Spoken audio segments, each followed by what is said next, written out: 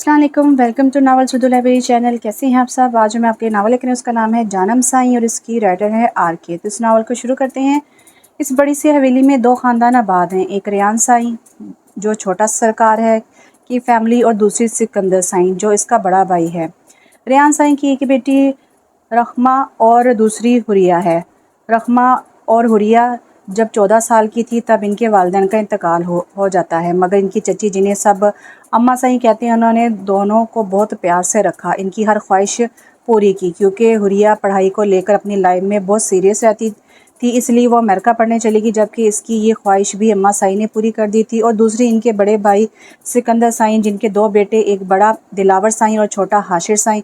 इन दोनों भाइयों में बहुत प्यार है, ये दोनों एक दूसरे की जान है। जबकि इनकी अम्मा साईं नहायत ही सख्त शख्सियत की मालिक थी। इस बड़ी हवेली नुमा घर की वो बड़ी थी, यहाँ पर सब इन्हें अम्मा साईं कहते थे। इस घर पर मानो कि इनकी चलती थी, और अगर कोई इनके किए फैसले के खिलाफ जाने की कोशिश भी करता तो इससे बहुत सख्त सज़ा मिलती थी। वो अपने गिर्द बड़ी सी शाल ओढ़े सीढ़ियाँ अबूर कर रही थी, जबकि हाल में एक औरत ज़मीन पर बैठी रो रही थी, मगर जब अम्मा साईं को नीचे आते देखा तो भागकर इनकी तरफ आई। अम्मा साईं, हमारी मदद करे, खुदा का वास्ता है, दूसरे गांव के सरदार ने हमारी सारी ज़मीनों पर कब्जा कर लिया और हमें घर से निकलने की धमकियां दे रहे हैं। यहाँ तक कि उन्होंने हमारी अपनी माँ और बहनों की इज्जत को नुकसान पहुँचाने की भी हमें धमकियां दी हैं। हम अपने घर पर महफूज नहीं है, खुदा का वास्ता अम्मा साईं, हमें इन शैतान लोगों से बचा लें। वो अपने हाथ जोड़े इससे मदद मांग रही थी, जबकि इसकी बातें सुने अम्मा साईं का बहुत गुस्सा है, क्योंकि किसी भी दूसरे गांव के सरदार की इतनी हिम्मत नहीं होती थी कि वो इस गांव के लोगों के साथ कुछ भी बुरा करे, क्योंकि इन्हें मालूम था कि अगर ऐसी वैसी कोई भी बात अम्मा साईं तक पहुंच जाए तो फिर इस शख्स का क्या हाल होता है। रोना बंद कर ए पागल औरत, अभी हम जिंदा हैं, हम देखते हैं कि किसमें इतनी हिम्मत हुई है कि वो हमारे गांव के लोगों की ज़मीनों पर कब्जा कर ले, और इन सब से बढ़कर के कोई हमारे गांव की औरत पर गलत नज़र डाले। अम्मा साईं नहायत ही सख्त लहजे में बोली थी, जिसकी वजह से ये इस औरत ने रोना बंद किया। आप कुछ करो अम्मा साईं, हमारा इससे गुजारा नहीं है, इन लोगों से कहो कि हमारी ज़मीनें वापस कर दें। इस औरत की यही रट सुने अम्मा साईं को गुस्सा आने लगा। ठीक है, तुम जाओ अपने घर, हम दिलावर साईं से कहकर तुम हमारी ज़मीनों का कुछ करवाते हैं, और अब डरने की कोई ज़रूरत नहीं है, हम देख लेंगे कि इन लोगों को। मगर तुम अभी अपने घर जाओ, बच्चे इंतज़ार कर रहे होंगे, जाओ। अम्मा साईं ने अपना रुख हाल में मौजूद सोफ़े की तरफ किया और जाकर बैठ गई, जबकि ये औरत इनके पास आती इनके कदमों में बैठ गई और दोबारा से हाथ जोड़ने लगी। करम हो अम्मा साईं, अपने आपने हमारी बहुत बड़ी मुश्किल आसान कर दी, अल्लाह करम करे इस हवेली पर। वो अपनी दुआओं से अम्मा साईं का शुक्रिया अदा कर रही थी। ठीक है, बस अब तुम जाओ। अम्मा साईं के कहने पर वो उठ खड़ी हुई और एक नज़र इन पर डालती वहाँ से चली गई, जबकि इसके जाने के बाद अम्मा साईं अपने पास खड़ी मुलाजमा से मुखातिब हुई। दिलावर साईं किधर हैं? सुबह से नहीं देखा मैंने। अम्मा साईं के सवाल पर मुलाजमा ने सर झुकाए जवाब दिया, अम्मा साईं, वो हाशिर साईं के साथ दूसरे गाँव के सरदार को मिलने गए हैं, क्योंकि आपसे मुलाकात से पहले वो दिलावर साईं से मिल चुकी थी और अपनी परेशानी बता चुकी थी, इसलिए दिलावर साईं और छोटे साईं दूसरे गांव गए हुए हैं। मुलाजमा की बात सुने अम्मा साईं थोड़ा सा हैरान तो हुई थी कि दिलावर ऐसे कैसे बिना कुछ बताए दूसरे गांव चला गया था, मगर फिर भी अपने इन ख्याल को झटक देती है। जब वो दोनों आए तो इन्हें मेरे कमरे में आने का कहना, और हाँ, वो रखमा को बोलो कि आज यूनिवर्सिटी से छुट्टी कर ले, क्योंकि आज हुरिया की पाकिस्तान में वापसी है। इसलिए मैं चाहती हूँ कि इस हवेली को शानदार फूलों से सजाया जाए। इसके वापस आने की खुशी में इस हवेली के हर मुलाजिम में 5-5 हज़ार बांट दिए जाएँ, और ख्याल से रात के खाने में हुरिया के पसंद के खाने बने होने चाहिए। अम्मा साईं अपना हुक्म सुना रही थी, जिस पर मुलाजमा ने सर झुकाए अमल किया और वहाँ से चली गई, जबकि इसके जाने पर ही रखमा तेज़ी से सीढ़ियाँ अबूर करती भारी सांसें करती इनके पास आई और इन्हीं बाजू से पकड़ती खड़ी करती इनके गले मिलती है। अम्मा साईं, आज आप ही वापस आ रही हैं, आपको पता है मेरी भी इनसे बात हुई, वो कह रही थी कि उन्होंने आपको सबसे पहले बताया था अपने वापस आने का, मगर आपने मुझे नहीं बताया क्यों। मगर खैर, मैं तो बहुत ही ज़्यादा खुश हूँ कि मेरी बहन वापस आ रही है। इसके चेहरे से खुशी साफ झलक रही थी और वो इस वक्त किस कदर खुश थी। मैं तो तुम्हें बताने वाली थी, मगर हुरिया ने मना किया था कि वो खुद तुम्हें बताएगी। मगर खैर छोड़ो, ये बताओ कुछ खाया भी है कि नहीं, या फिर यूं ही भूखे पेट खुशी से पागल हो ही जा रही हो। अब नहीं अम्मा साईं, मुझे तो भूख ज़रा सी भी नहीं लगी, मैं तो बहुत खुश हूँ आप ही के आने पर, इसलिए तो मैं जा रही हूँ किचन में आप ही की पसंद की बिरयानी बनाने। रखमा अपनी बात मुकम्मल करके अपना रुख किचन की तरफ करती है, जबकि अम्मा साईं सोफे पर बैठती नफ़ी में सर हिला गई। तुम्हें अच्छे से मालूम है सरकार के हमारे गांव के लोगों को अगर ज़रा सी भी परेशानी हो तो हम इस परेशानी की जड़ ही काट देते हैं। तुमने जिस औरत की ज़मीन पर कब्जा जमाया हुआ है, इसकी ज़मीन को छोड़ दो, क्योंकि यही अच्छा साबित होगा तुम्हारे लिए। दिलावर नहायत सख्त और रौबदा लहजे में बोला, जबकि सामने मौजूद शख्स थोड़ा सा चौंका। और तुम भी अच्छे से जानते हो दिलावर साईं कि जिस पर हमारा दिल आ जाए वो हमेशा के लिए हमारी हो जाती है। वहाँ पर मौजूद हाशिर, जो कब से इस शख्स की हठधर्मी देख रहा था, वो ज़मीन नहीं छोड़ेगा। इसकी बातें सुने हाशिर का पारा हाई हुआ। इसने फ़ौरन उठकर इसकी कमीज़ का कॉलर पकड़ लिया। जब दिलावर साईं कह रहा है कि इसकी ज़मीन छोड़ दें तो बात समझ में नहीं आती क्या तुझे? हाशिर ऊंची आवाज़ में बोला, छोड़ो मुझे। वो अपने कॉलर को आज़ाद करवाता बोला, जबकि हाशिर इसके कॉलर को छोड़ता सुर्ख आंखों से इसकी तरफ देखता है। अगर हम चाहें तो तेरे घर में मातम का माहौल बना सकते हैं, मगर हमने कभी ऐसा करना सीखा नहीं है। मगर अगर तू अभी भी अपनी हरकतों से बाज ना आया तो फिर मुझे ये भी करना होगा। और एक बात याद रखना, सरकार हाशिर साईं किसी से नहीं डरता। वो इसे खौफ में मुब्तला कर गया था, जबकि वो इसकी बातें सुने फ़ौरन से बोल पड़ा, ऐसा मत करना, हम छोड़ देंगे इसकी ज़मीन, तुम बस हमारे घर वालों को कुछ मत कहना। वो डरे हुए लहजे में बोला, जबकि दिलावर उठ खड़ा हुआ और उसके कंधों पर हाथ रखे ऐसे झाड़ा जैसे धूल लगी हो। बहुत अच्छे सरकार, जो कहा है वैसा करके भी दिखाना, वरना जैसा हमने कहा है हम भी वही करके दिखाएंगे। दिलावर इसके कंधे पर हाथ रखकर थपकी देता, जबकि अब हाशिर इसका कॉलर छोड़ता है। मगर फिर दिलावर ने एक नज़र इस दायरे पर डाली और अपना रुख बाहर की तरफ किया, जबकि इसके पीछे हाशिर चल रहा था। वो अपनी जीप के पास आते इसमें बैठ गई, जबकि दिलावर ने रौबदार आवाज़ में गाड़ी चलाने को कहा। वाह भाई, दाद देनी पड़ेगी आपकी, तो क्या समझाया है आपने इसको? हाशिर दिलावर को देखते खुश हुआ, जबकि वो इसकी बात आगे से कोई जवाब नहीं देता बल्कि मुस्कुरा दिया था। तुम सुनाओ अंतसम, कैसी जा रही है ज़िंदगी? अगर कोई मसला पेश आए तो हमें बता दिया करो, बिला आखिर तुम खास मुलाजिम हो। साइंस सरकार, सब ठीक है, बहुत करम है आपका। अंतसाम गाड़ी का हैंडल घुमाता है, जबकि सामने से अचानक एक लड़की आ जाती है, मगर अंतसाम जैसे तैसे करके गाड़ी को रोक लेता है। मैं देखकर आता हूँ सरकार साईं। अंतसाम फ़ौरन से गाड़ी से बाहर निकलता है और इस लड़की के पास जाता है, जबकि वह ज़मीन पर ऊंधे मुँह बैठी अपने बाजू को कोनी को सुला रही होती है।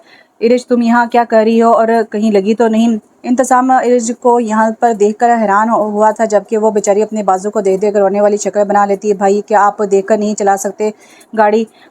देखिए कितनी चोट लगी है। इरज उठ खड़ी हुई थी, जबकि इसके खड़े होने पर दिलावर की नज़र बेख्तियार इस पर पड़ी थी। बस दिलावर तो आंखें टकाई ही इसे देखने लगा, जबकि साथ बैठा हाशिर इसकी तरफ देखता हैरान था।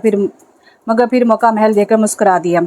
चलो छोड़ो, ये बताओ कहीं लगी तो नहीं? हाय, ये तो खून बह रहा है। इंतज़ाम इरज का बाजू पकड़ता इसे देखता है, जबकि अब दिलावर साईं इरज को देखने की गर्ज से गाड़ी से बाहर निकलता है। वो पटियाला शलवार और शड़ कुर्ते में थी, जबकि इसके बालों की चुटियाँ बनी हुई थी। सर पर दुपट्टा नहीं था, क्योंकि वो नीचे गिरने की वजह से फिसल गया था। इसकी आंखें बिल्कुल घनी स्याह काली थीं, जबकि रंग गाँव में रहकर भी शहरियों जैसा था। जबकि दूसरी तरफ दिलावर साईं काली रंग की कमीज़ और शलवार में मलबूस था, जबकि कमीज़ के ऊपर गोल्डन कलर की बहुत महारत से कढ़ाई हुई थी। पाँव में काले रंग की खेड़ी थी, जबकि इसकी मूछें स्याह रंग की होने की वजह से इसके सफ़ेद चेहरे को और दिलकश बनाती थी। हाथ पर बेशकीमत स्याह रंग की घड़ी थी, और जब भी स्याह रंग का जोड़ा डालता तो गांव की सभी लड़कियों को तो पीछे रहने दो, हवेली की इस मुलाजमा तक का दिल मैला कर देता। मगर इसका गुस्सा और सख्त लहजा इन सब का दिल साफ कर देता। क्या हुआ अंतसम, ये कौन है? क्या हुआ अंतसाम, ये कौन है? दिलावर इरिज पर नज़र गाड़े इंतसाम से पूछता है, जबकि अब गाड़ी में बैठा हाशिर भी तजस्सुस से इनकी बातें सुनने लग जाता है, जैसे इसको ये सब बहुत मज़े का लग रहा हो।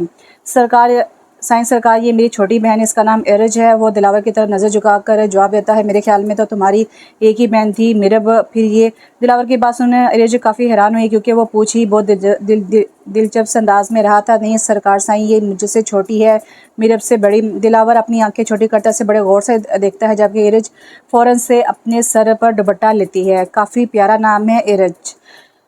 दिलावर के मुंह से इरज को अपना नाम सुना बहुत ही अजीब लग रहा था, क्योंकि वो इसके नाम को तवील कर चुका था। भाई मैं चलती हूँ, अम्मा इंतज़ार कर रही होंगी। इरज दिलावर की नज़रों से ओझल होने की गर्ज से कहती फ़ौरन वहाँ से जाने की बात कर गई, और बिना इनका जवाब सुने वहाँ से भागने लगी। रुको, दिलावर ने इसे पीछे से आवाज़ देता रोका था। जी क्या हुआ सरकार साईं?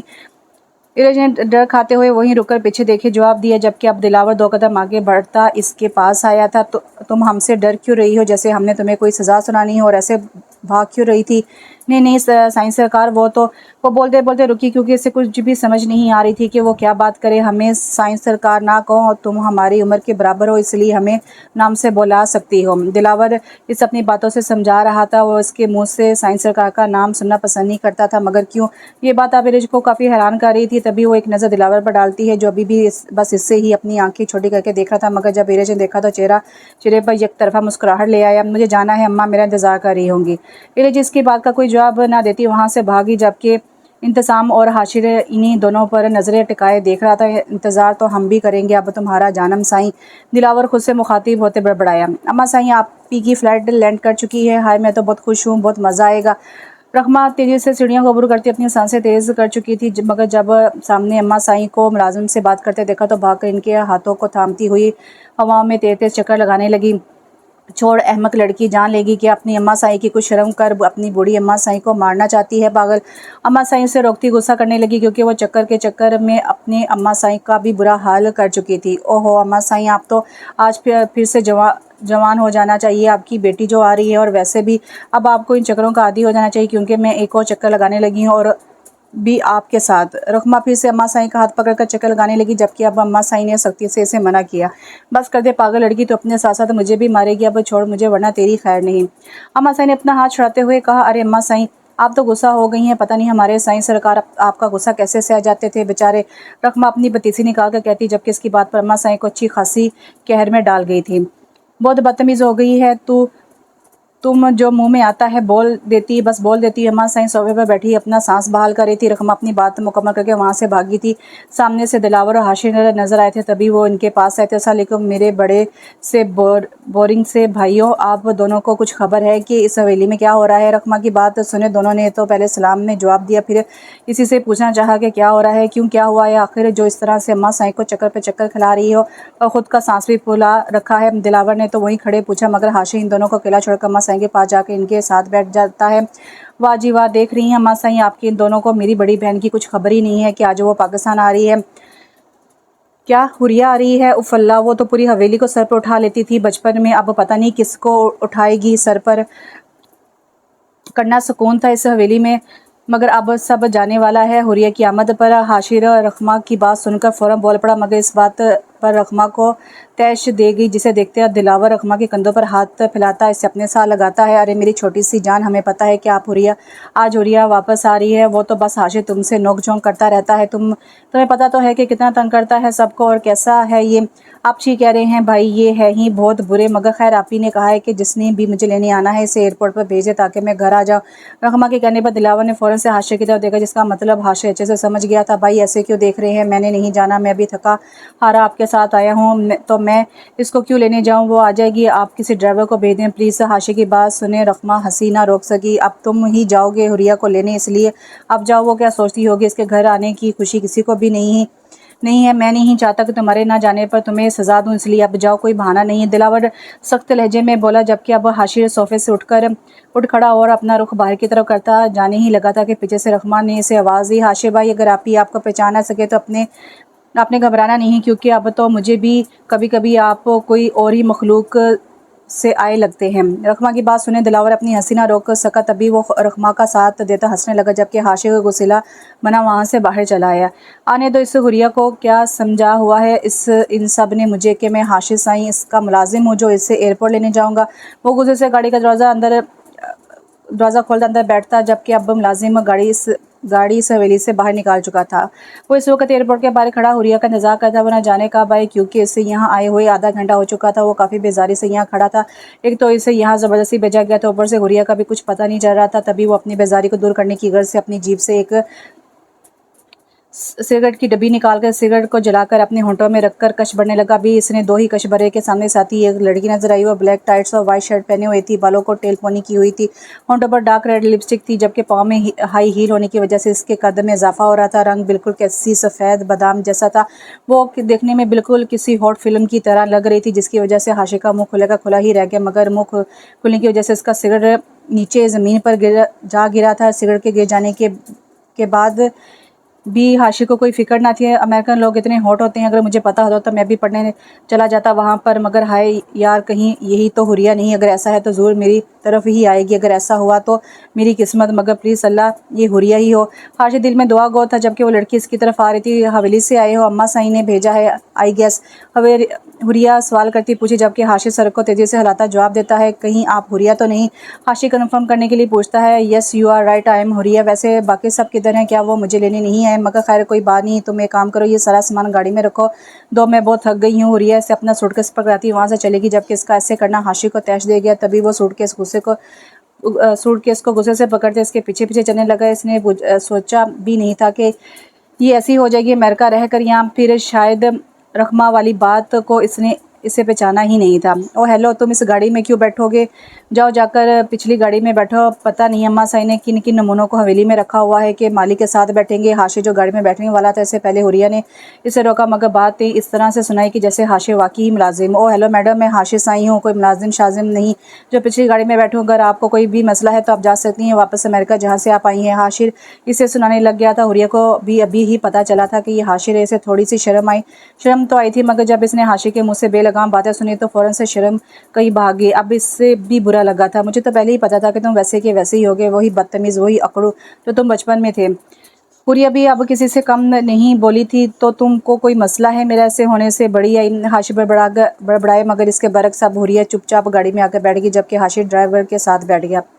इसने एक नज़र इस पर डाली जो बाहर देखने में मसरूफ़ थी, या फिर शायद वो हाशि को नज़रअंदाज कर रही थी। क्या ज़रूरत थी अकेली घर से बाहर जाने की? और अगर जाना भी था तो मीरब के साथ ले जाती, कम से कम मुझे तसल्ली तो रहती। अब देखो चोट लगा कर आ गई है, तुमसे ज़रा भी अपना ख्याल नहीं रखा जाता। शगुफ्ता भी इरज को अच्छी खासी सुना रही थी और साथ साथ इसके मुंह में नवाले बनाकर डाल रही थी खाने के। अम्मा क्या हो गया आपको? मैं इसमें मेरी कोई गलती नहीं है। आप भाई को डांटो, मुझे नहीं, क्योंकि वो गाड़ी चला रहे थे। इरज नवाला निगलती मुँह खोलती, जबकि अब वहाँ पर इंतज़ाम भी आ गया था। तुम्हें तो देख कर चलना चाहिए था, मगर खैर छोड़ो। अब कैसी हो? और वो साइंस सरकार क्या कह रहे थे तुमसे? इंतज़ाम चाय पर बैठते हुए बोला, मगर इसकी बात इरिश को दिलावर साईं की याद आ गई, जिसको ख्याल से निकालना नामुमकिन हो गया था। न जाने इंतज़ाम को ये सवाल कब से खटक रहा था कि दिलावर साईं ने इसे क्या पूछा था। मैं कुछ पूछ रहा हूँ इरिश तुमसे। इंतज़ाम की आवाज़ इरिश की को वापस से खुशी की दुनिया में लाई थी, होश की दुनिया में लाई थी। नहीं नहीं भाई, कुछ भी तो नहीं, वो हड़बड़ा कर बोली। और बस घर वालों का पूछ रहे थे। इरिश की बात पे इंतज़ाम को मुतमिन कर गई। ठीक है, अच्छा ये बताओ यूनिवर्सिटी कैसी जा रही? तुम्हारी सब ठीक तो है? किसी चीज़ की कमी तो नहीं है? इंतज़ाम ने चारपाई पर पड़ी चंगेज़ से रोटी का नवाला बनाकर मुंह में रखा। नहीं भाई, किसी चीज़ की ज़रूरत नहीं है, अल्हम्दुलिल्लाह सब ठीक है। अब मैं चलती हूँ, मुझे बहुत काम है करने वाले। इरिज अपनी बात मुकम्मल होने पर वहाँ से चली गई, जबकि इसका जाने का मकसद सिर्फ एक ही था, और वो सिर्फ दिलावर का कोई जिक्र ना करे, या फिर वो इसको तन्हा याद करना चाहती थी। रात के 8 बज रहे थे और एक शानदार हवेली के सामने आकर रुकी थी। एक गाड़ी शानदार हवेली के सामने आकर रुकी थी। उस हवेली की सजावट से मालूम होता था कि कैसी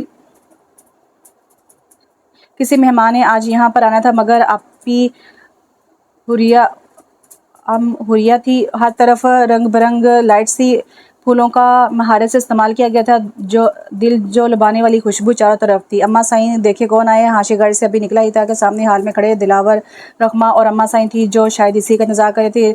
रखमा तेजी से आती हुरिया को गले से लगा लेती। I miss you so much आपी जी, आपको क्या कभी कभी मेरी याद नहीं आई थी? रखमा इसके गाल चूमते गिला करने लगी। मेरी बहन, मेरी प्यारी बहन, याद तो मैंने भी बहुत किया था आप सबको, मगर क्या कर सकते, आखिर मजबूरी थी। बाकी पढ़ाई कैसी जा रही है? फिट फाट जा रही है। बाकी आपकी कैसी रही है अमेरिका में स्टडी? मैंने सुना था कि वहाँ पर बहुत ही प्यारे प्यारे लड़के थे आपकी क्लास में। हाँ थे, तो अगर तुम कहती हो तो एक तो तुम्हारे लिए ले आती। अब चलो अम्मा साईं से भी मिलना है। आती ही तुम्हारी फरमाइशें शुरू हो गई हैं। हुरिया रखमा के साथ हाल में दाखिल हुई, मगर जब सामने अम्मा साईं और दिलावर को देखा तो इनसे प्यार वसूल किया। कभी अम्मा साईं इसे अपने गले लगाती तो कभी रखमा। सब लोग बहुत खुश थे हुरिया की वापसी पर, मगर एक शख्स को इसकी मौजूदगी बिल्कुल भी अच्छी नहीं लग रही थी, और वो कोई और नहीं बल्कि पी आम का मुलाजिम आपी का मुलाजिम हाशिर था। वाह रखमा, तुम तो बहुत ही अच्छी शेफ़ बन गई हो, बहुत ही मज़े की है बिरयानी, दिल खुश कर दिया यार। अमेरिका में तो इस बिरयानी को मैं तरस गई थी। हुरिया बिरयानी खाते हुए बोली, जबकि रखमा अपनी तारीफ़ सुन के बहुत ही खुश हुई थी, मगर हाशिर से देखता फ़ौरन बोल पड़ा, शायद इसको हर काम में टांग अड़ाने की आदत है, या फिर ये आदत सिर्फ हुरिया के लिए ही थी। नहीं यार, इसमें नमक थोड़ा ज़्यादा है, देखो मुझसे तो खाने में भी नहीं हो रही। हाशिर जानबूझकर कहता है, मुझे तो नहीं लग रहा नमक ज़्यादा है, पता नहीं तुम्हें कहाँ से लग रहा है ऐसा। हुरिया को कहाँ बर्दाश्त था कि हाशिर का ऐसा कहना, तभी वो फ़ौरन से बोली, जबकि अब हाशिर खाने को ख़त्म करता है। मैंने खा लिया है खाना अम्मा साईं, अब मैं सोने जा रहा हूँ। अम्मा साईं ने हाशिर को उठते देखा तो जाने की वजह पूछने लगी। रुको हाशिर, खाना तो ख़त्म करो, रखमा ने इतने प्यार से बनाए है, पहले खाना खा लो फिर चले जाना। अम्मा साईं, बहुत मज़े की बिरयानी बनी है, मगर मुझे नींद आ रही है, बहुत थक गया हूँ, सुबह बात होगी, अब मुझे इजाज़त दे अम्मा साईं। हाशिर अपनी बात मुकम्मल होने पर वहाँ से चला गया, जबकि हुरिया को इसका इस तरह से जाना बिल्कुल भी अच्छा नहीं लगा था। शायद इसको हुरिया की बात पसंद नहीं आई थी, या फिर कोई और वजह थी।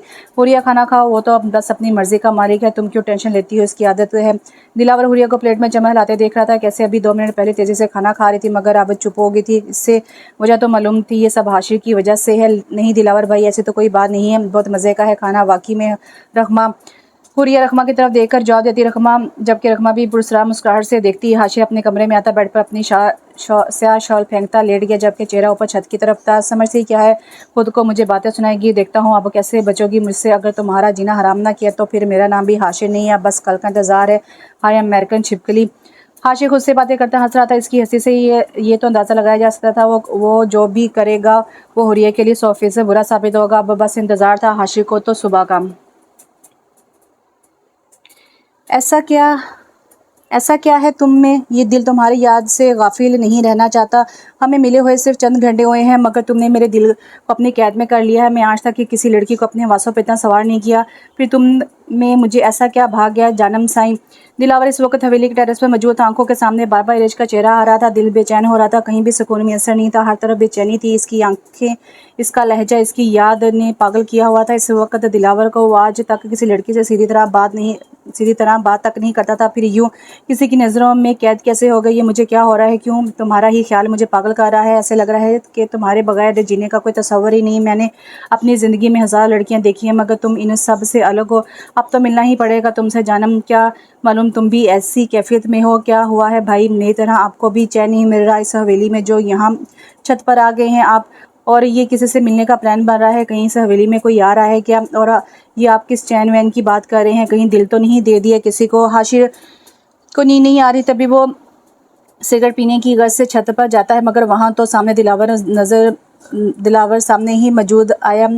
वो इसके सामने तो सिगरेट पीने से रहा, तभी दबे कदमों से चलता इसके पास आता। कोई नहीं आ रहा वो, और ना ही मैंने दिल दिया है किसी को, कुछ भी नहीं हुआ मुझे, और होना भी क्यों है। तुम्हारी तरह पूरी से थोड़ी ना हर वक्त लड़ता रहता हूँ, फिर लड़ाई के करके बाद में यूं नींद ना आने पर छतों के चक्कर लगाऊं। दिलावर के हुरिया का नाम लेने पर हाशिर का मूड खराब हो गया था।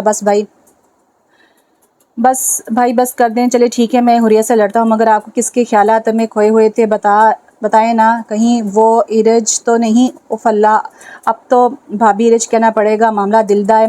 हाशिर ना समझे में बोला था, जबकि इसकी समझ दिलावर को अच्छे से आ गई थी। बकवास बंद कर, पता नहीं तेरा ध्यान किधर होता है आजकल, जो ऐसी बेतुकी बातें करता है। खबरदार जो अब ऐसा कुछ भी कहा वरना। दिलावर सख्त लहजे में बोला था, क्योंकि इसे हाशिर से इस बात की बिल्कुल भी उम्मीद नहीं थी। यहाँ शायद वो हाशिर के मुँह से सच सुनकर गुस्सा कर गया था। क्या वाकई में दिलावर इस पर दिल हार बैठा था। ठीक है, यहीं पर रहें, मैं तो चलता हूँ अपने कमरे में, क्या पता नींद आ जाए। और हाँ, जो मैंने कहा इस पर थोड़ा सा गौर करना साइंस सरकार, क्या पता फिर आपको भी नींद मैसर हो जाए, चैन वैन वाली और सुकून की। वो आंख मारते कहता। इसका अंदाज काफ़ी लुत्फ़अंदोज़ था, मगर तभी हाशिर दिलावर की तरफ कमर करता सीढ़ियों से नीचे चला गया, जबकि दिलावर इसकी बातों की अक्कासी करने लगा। इससे कहीं सारी बातें दिलावर को घुमा गई थी। अब वो इन सब का हल चाहता था, जो इसे सिर्फ इरेज के पास ही मिलेगा, क्योंकि वो एक और मुलाकात का ख्वाहिशमंद था। इरेज, बस वो तो हो गया, मैंने अब अम्मा से कहना है कि तो वो तुम्हारे घर रिश्ता भेजे। आखिर कब तक यूं ही चलेगा। कल को कोई भी अगर रिश्ता ले आया तो तुम्हारी अम्मा तो भाग कर देंगी, जो मैं नहीं चाहता। ताहिर, तुम सब्र नहीं कर सकते थोड़ी देर के लिए? अभी मेरी पढ़ाई ख़त्म नहीं हुई, जब तक पढ़ाई ख़त्म नहीं होती तब तक अम्मा मेरा कहीं रिश्ता तय नहीं करेगी। इरेज और ताहिर इस वक्त छत के बैनर के साथ टेक लगाए बातें कर रहे थे, जबकि अब इरेज सीधी होती बैठती है। और कितना इंतजार करूँ मैं, पूरे 2 साल हो चुके हैं और अब और इंतज़ार नहीं होता। हम एक बार शादी कर लें, फिर देखना, मैं तुम्हें पढ़ने से मना नहीं करूँगा, खुद छोड़कर आया करूँगा यूनिवर्सिटी। ताहिर इसके करीब आते बोला, मगर इरेज अब अपनी थोड़ी घुटनों पर रखते बोली, अच्छा ठीक है, भेज देना अपनी अम्मा को, मेरी अम्मा के पास आ जाएंगे, तुम्हारा दिल को भी सुकून। जब वो साफ साफ कह देगी कि अभी हमने इरेज की शादी का कुछ सोचा ही नहीं है। इरेज भारी आवाज़ निकालती कहती है, जबकि अब के बार ताहिर मुस्कुरा दिया। शादी तो तुम्हें करनी ही होगी इरेज, और वो भी मुझसे। मैं भी देखता हूँ कि कौन इनकार करता है मेरे भेजे रिश्ते से। ताहिर अब उठ खड़ा हुआ था। जा रहे हो? अभी ही इरेज फ़ौरन से बोल पड़ी थी। हाँ, अगर जल्दी जाऊँगा तो अभी जल्दी आऊँगा ना तुम्हें लेने के लिए, इसलिए अपना ख्याल रखना। अब मैं चलता हूँ। ताहिर इरेज की तरफ तवज्जो से देखता वहाँ से चला गया, जबकि अब इरेज भी छत से होती नीचे आई थी और हाल में बिछी चारपाई पर आकर लेट गई थी, मगर चेहरा आसमान की तरफ था, जहाँ से चांद की रोशनी दिल को सुकून देती थी। वो आंखों को बंद करती लंबा सांस लेती है, मगर तभी अचानक दिलावर साईं का चेहरा नजर आया। इरेज, तो इनसे दूर ही रहना। पता नहीं कैसे इंसान है, मुझे तो इनकी शक्ल से डर लगता है। पता नहीं बार बार मैं इन्हीं को क्यों सोच रही हूँ। नहीं, अब मुझे अच्छे से ख्वाब देखने हैं। आंखों को जड़ से खोलती इरेज खुद से बातें करती, खुद को तसल्ली दे रही थी, जबकि अब वो अपनी आंखें बंद करती गहरी नींद में सो गई थी। एक तरफ चांद ने इरेज पर रोशनी की हुई थी, तो दूसरी तरफ दिलावर पर। दोनों के चेहरे पर रोशनी की ताप से चमक रहे थे, मगर दिलावर अभी भी बस इरेज की याद में कैद था। ये कैसा रोग लगने वाला था दिलावर साईं को, जो वो खुद भी नहीं जानता था। न जाने इसकी मोहब्बत क्या कुछ करवा देगी। ताहिर का इरज को चाहना और दिलावर साईं का इरज को चाहना, न जाने ये किस्मत किस पर मेहरबान होगी, किसको मिलेगा इरज का साथ उम्र भर के लिए। वो रखमा तुम तो बहुत ही अच्छी शेफ़ बन गई हो, बहुत मज़े की बिरयानी है, दिल खुश कर दिया यार। अमेरिका में तो इस तरह की बिरयानी को मैं तरस गई हूँ। अम्मा साई मैं लेट हो रही हूँ यूनिवर्सिटी से, आप भाई को बोले मुझे यूनिवर्सिटी छोड़ाए, 10 मिनट लेट हो चुकी हूँ, जाते जाते भी आधा घंटा लग जाएगा। रखमा यूनिवर्सिटी के लिए तैयार हो चुकी थी, अब बस इसे कोई छोड़ने नहीं जा रहा था। तभी वो अपने कमरे से बाहर आती है, अम्मा साई के कमरे में जाती इन्हें परेशानी बता रही थी। मेरी बच्ची हाशिर को बोलो वो तुम्हें छोड़ आता है। अम्मा साई ने बेड पर बैठे बैठे ही कहा, मगर अब रखमा थोड़ी सी आगे बढ़ी। अम्मा साई हाशिर भाई मुझे कहीं भी नज़र नहीं आ रहे, पता नहीं किधर है, और ऊपर से मैं लेट भी हो रही हूँ। आप कुछ करें, मैं आज यूनिवर्सिटी हरगिज़ छूटनी नहीं चाहती, प्लीज़ अम्मा साईं। रखमा ने बहुत मासूमियत से कहा, जबकि इस कमरे में हुरिया भी दाखिल हुई थी। इसने आज फिर से जीन्स और शर्ट पहनी हुई थी, मगर इसके बरक्स रखमा ने यूनिफॉर्म का सफ़ेद लिबास पहना हुआ था। हुरिया को उन्होंने कई बार कहा अपना लिबास से थोड़ा सा बदलो, मगर वो अमेरिका में रहती है, अब इन चीज़ों की आदी हो चुकी थी। आप ही क्या आपने हाशिर भाई को देखा है कहीं पर? रखमा ने हुरिया से सीधा सवाल कर डाला, जिसका जवाब हुरिया के पास भी मौजूद नहीं था। नहीं तो क्यों, क्या हुआ, घर छोड़कर भाग गया है? हुरिया ने मुस्कुराहट दबाई थी, आप ही ऐसी बातें नहीं है, दरअसल ऐसी बात नहीं है, दरअसल मुझे वो यूनिवर्सिटी छोड़ने जाते हैं, मगर आज पता नहीं किधर गायब हो गए हैं। और अच्छा, मुझे तो लगा कि वो कोई भी काम अच्छे से नहीं करता, मगर ये भी ठीक है।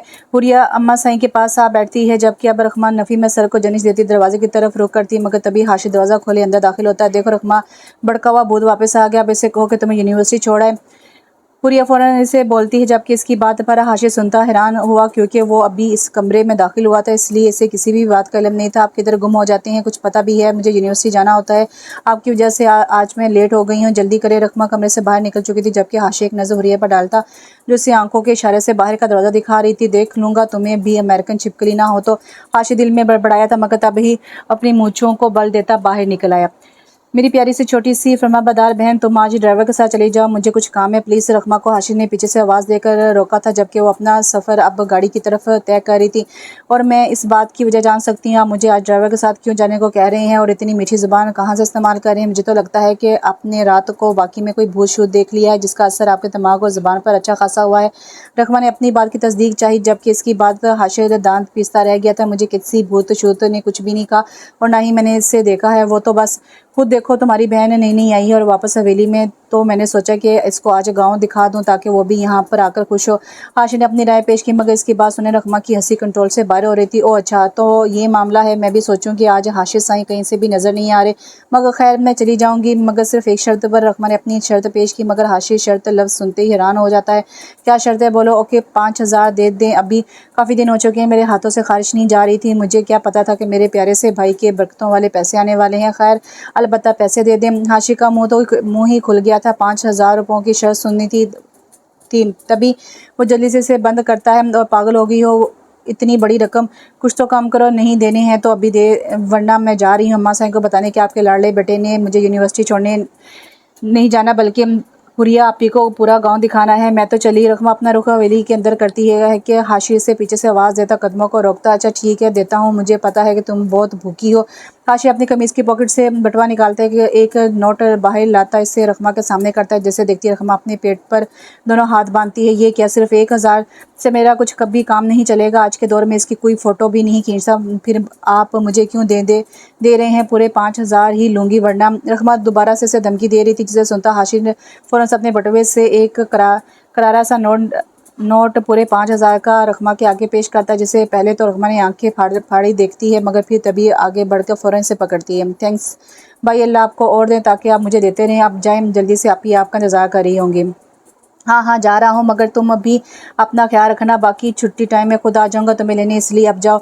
हाशिर गाड़ी का दरवाज़ा खोलता रकमा को अंदर बैठाता, जबकि अब ड्राइवर को अच्छे से नसीहत दे रहा था। हाशिर गाड़ी का दरवाज़ा बंद करता है, वहीं खड़ा रहा, जबकि अब गाड़ी वहाँ से चली गई थी। अब आएगा मज़ा, मैं भी देखता हूँ तुम्हें मुझसे कौन बचाता है अमेरिकन छिपकली। हाशिर अपनी ही कही हुई बात पर खिलकर हंसा था। रकमा कल क्यों नहीं आई थी यूनिवर्सिटी? तुम्हें पता भी है मैंने तुम्हारा कितना इंतज़ार किया था, मगर तुम फिर भी नहीं आई। ऊपर से तुमने ना तो कोई मैसेज किया, ना ही कोई कॉल। यार इंसान हो, कोई पत्थर नहीं।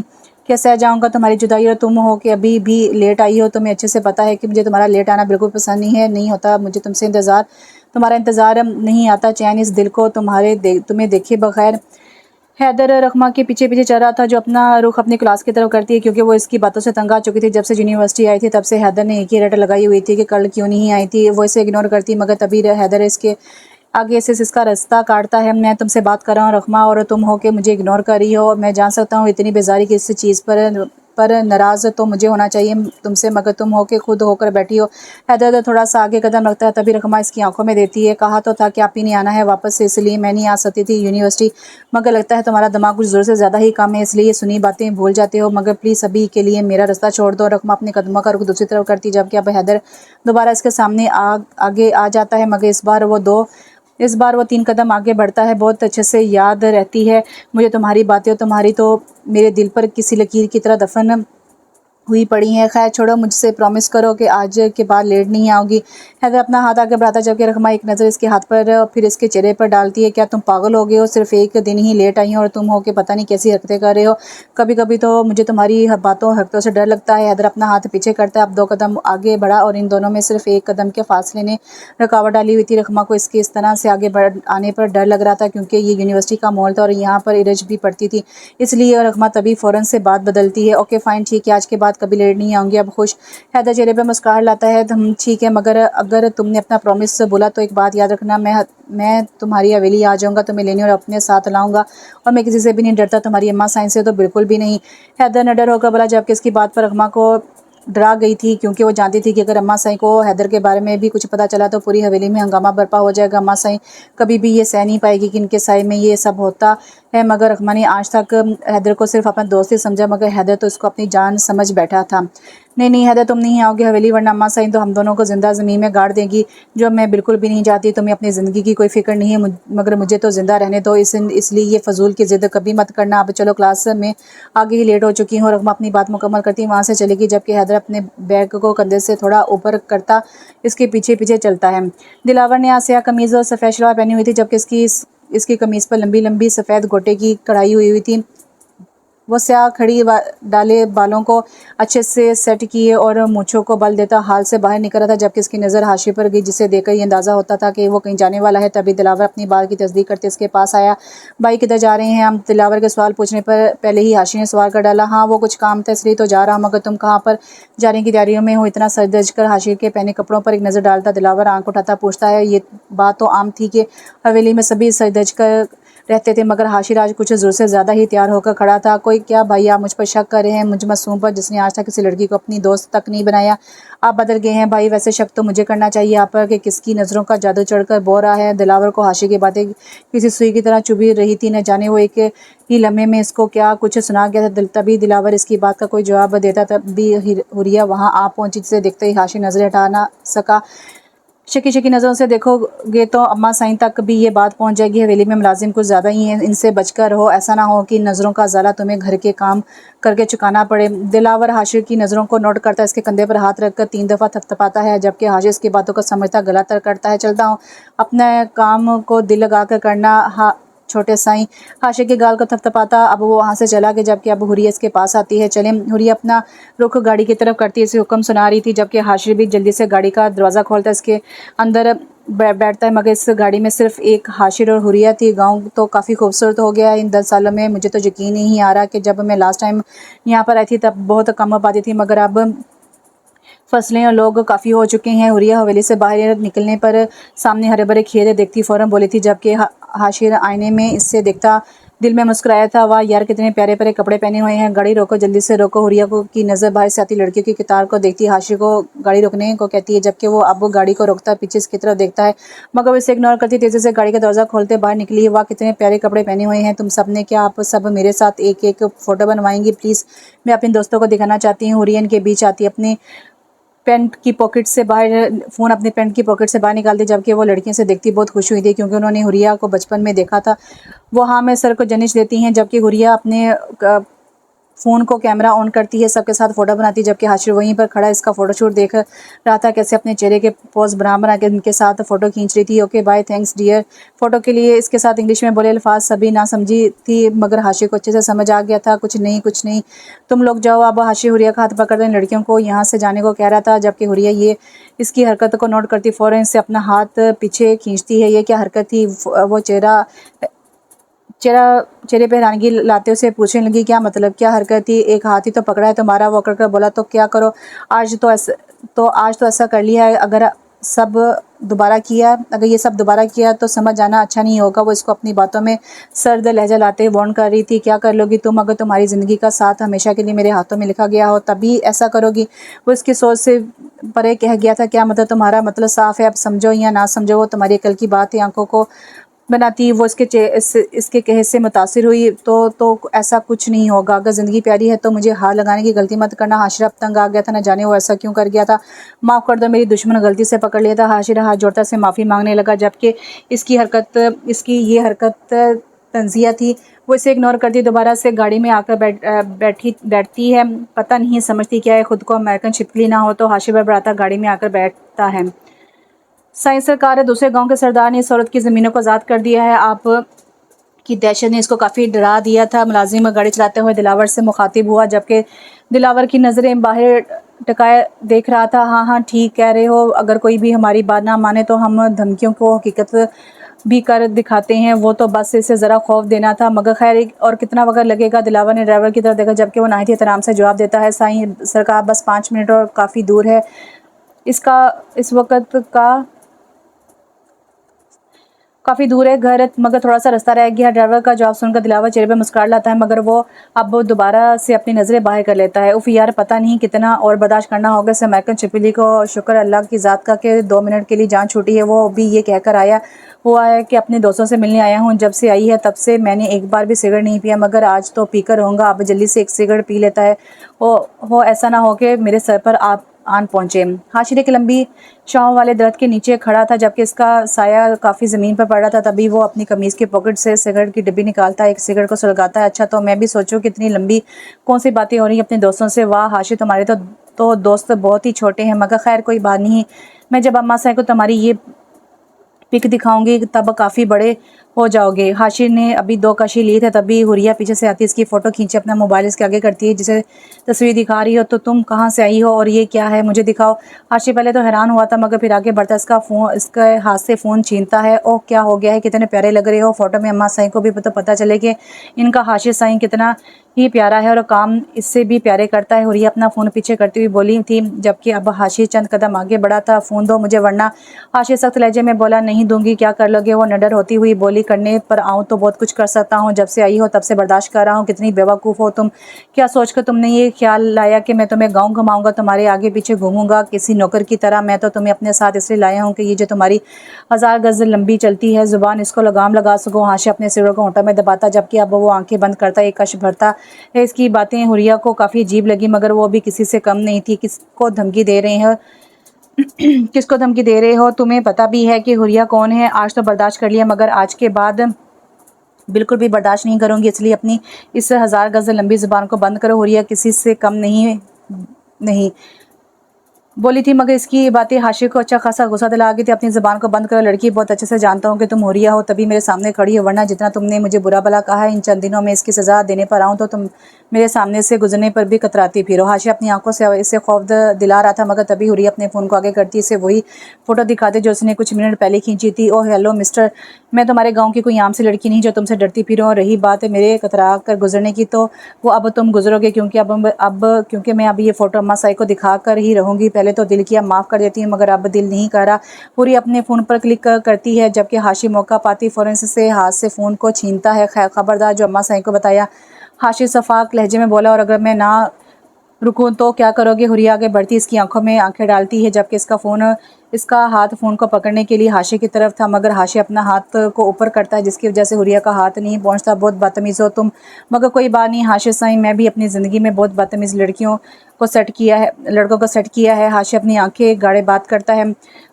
लड़कियों को कोई लड़की एक होगी जिसको तुमने लड़कियों में शुमार कर लिया है। आखिर तुम पर कौन लड़की फ़िदा होती है।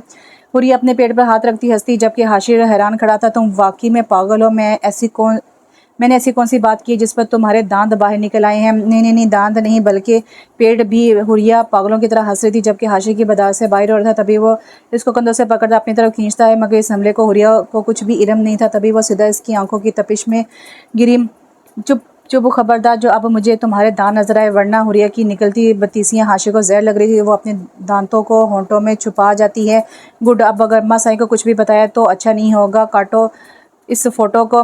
हाशे हुरिया के सामने फ़ोन करता है, जबकि वो एक नज़र इसके चेहरे पर डालती फ़ोन को थामती है। नहीं काटूंगी, और अब तो मैं अम्मा साई को भी नहीं बल्कि सबको दिखाऊंगी। बल्कि इतना अच्छा काम मैं दिलावर भाई से ही शुरू करती हूँ। हुरिया दिलावर का नंबर निकालती, अभी फ़ोटो सेंड करने लगती है कि हाशिर फ़ौरन बोल पड़ता है, नहीं तुम ऐसा नहीं करोगे, प्लीज़ मेरी बात मान जाओ।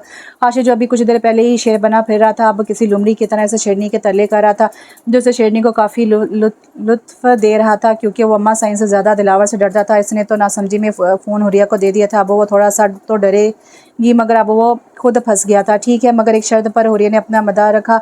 क्या है बोलो? पैसे ही चाहिए होंगे, रुको मैं देता हूँ। हाशिर अपने बटवे से पैसे निकालता कि शायद हुरिया ने पैसों की शर्त रखी, मगर ऐसा कुछ नहीं था। मुझे कोई पैसे वैसे नहीं चाहिए, बल्कि कुछ और चाहिए। हाँ, वो देख रहे हो क्या है इधर? हुरिया हाशिर के पीछे इशारा करती, जबकि अब हाशिर भी गर्दन मौका देता है। क्या तुम अब मुर्गियों को पा रही हो? वैसे तुम पर ये काम बहुत सूट करेगा। हाशिर अपनी बात पर हंसता है, मगर इसके मुकाबिल कहेगी बात पर इसकी हंसी कैसी मच्छर की तरह उड़ी। सो फनी, मुझे वो चाहिए जो तुम अभी ला कर दोगे, इसलिए जाओ, जाकर पकड़ो और मेरे फ़ोन से फ़ोटो को डिलीट करो, वरना मैं जा रही हूँ दिलावर के भाई के पास। हुरिया अपना रुख दूसरी तरफ करती, जबकि हाशिर इसका बाजू पकड़ता से रोकता है। क्या मैं तुम्हें मुर्गी पकड़ने वाला नजर आता हूँ? नहीं पकड़ूंगा, तुम कुछ और बताओ। हाशिर अपना मामला पेश करता है, जबकि हुरिया इसका हाथ अपने बाजू से हटाती है। मैंने आगे भी बोला था कि मेरा हाथ मत पकड़ना, मगर तुम्हें मेरी बात समझ में नहीं आती। मगर खैर कोई बात नहीं, मैं तुम पर तरस खा लेती हूँ, इसलिए अब जाओ और इसको पकड़ो, वरना मैं तो चली। हुरिया दोबारा से अपना रुख दूसरी तरफ करती, जबकि पहले तो हाशिर इसका बाजू पकड़ता है, मगर तभी कुछ सोचने पर छोड़ देता है। अच्छा ठीक है, पकड़ कर लाता हूँ। हाशिर अपनी बात कहकर वहाँ से चला गया, जबकि हुरिया इसकी कमर को देखती अपने दांतों को हंसी से रोकती है। हाशिर अब एक खेत की तरफ जा रहा था। मेरी प्यारी सी मुर्गी, देखो आज तुमसे मिलने हाशिर साईं आया है, प्लीज़ मेरे पास आ जाओ मेरी प्यारी मुर्गी, ताकि मैं तुम्हें अपने साथ ले जाऊं। हाशिर मुर्गी से बातें करता से पकड़ता है, मगर वो इसके हाथ नहीं आती। क्या यार, तुम तो इतनी अच्छी हो, फिर क्यों मुझे शर्मिंदा कर रही हो? देखो हमारी हवेली में एक बहुत ही हैंडसम नौजवान मुर्गा है, तुम कहोगी तो तुम्हारी बात चला दूंगा, मगर अभी के लिए मेरे हाथ आ जाओ। हाशिर इसके पीछे पीछे चक्कर लगा रहा था, जबकि हुरिया की हंसी कंट्रोल से बाहर थी। फल्ला जी, एक बार मेरे हाथ लग जा तू हाथ, प्यारी सी मुर्गी ना तंग कर मुझे, मैं तुझे ले चलूं अपने साथ, प्यारी सी मुर्गी ना तंग कर मुझे। हाशिर ऊंची आवाज़ में बोले जा रहा था, तब इसका पाँव फिसला और वह ज़मीन पर जा गिरा। क्या मुसीबत है यार, एक तो ये मुर्गी और ऊपर से अमेरिकन छिपकली, दोनों ही कहाँ फंस गया हूँ यार। हाशिर अपने हाथों की तरफ देखता है जो मिट्टी से रंग चुके थे। वो इसे सजा देने आया था, मगर अब हुरिया ही इस पर भारी पड़ चुकी थी। हुरिया हाशिर को गिरते देखे इसके पास आती है, क्योंकि अब मजाक में हाशिर को चोट लग चुकी थी। सॉरी, कहीं लगी तो नहीं? उठो। हुरिया अपने अमल पर शर्मिंदा होती है, अपना हाथ आगे बढ़ाती, जबकि हाशिर के माथे पर गिरे बाल वो भूख से सीधा करते अपना हाथ आगे बढ़ाता है, जिसे फ़ौरन हुरिया थाम लेती है। सॉरी हाशिर साईं, इसे कहेगी ये लफ्ज़ हाशिर के दिल पर वार किए, न जाने कितनी दिलकश आवाज़ ने भा लिया इसके कानों को। ठीक हूँ मैं। वो आगे बढ़ता हाथ मजबूती से थामे उठ खड़ा हुआ, जबकि अपनी कमीज़ को साइडों को झाड़े वो हाथों पर हाथ रख झाड़ता रहा।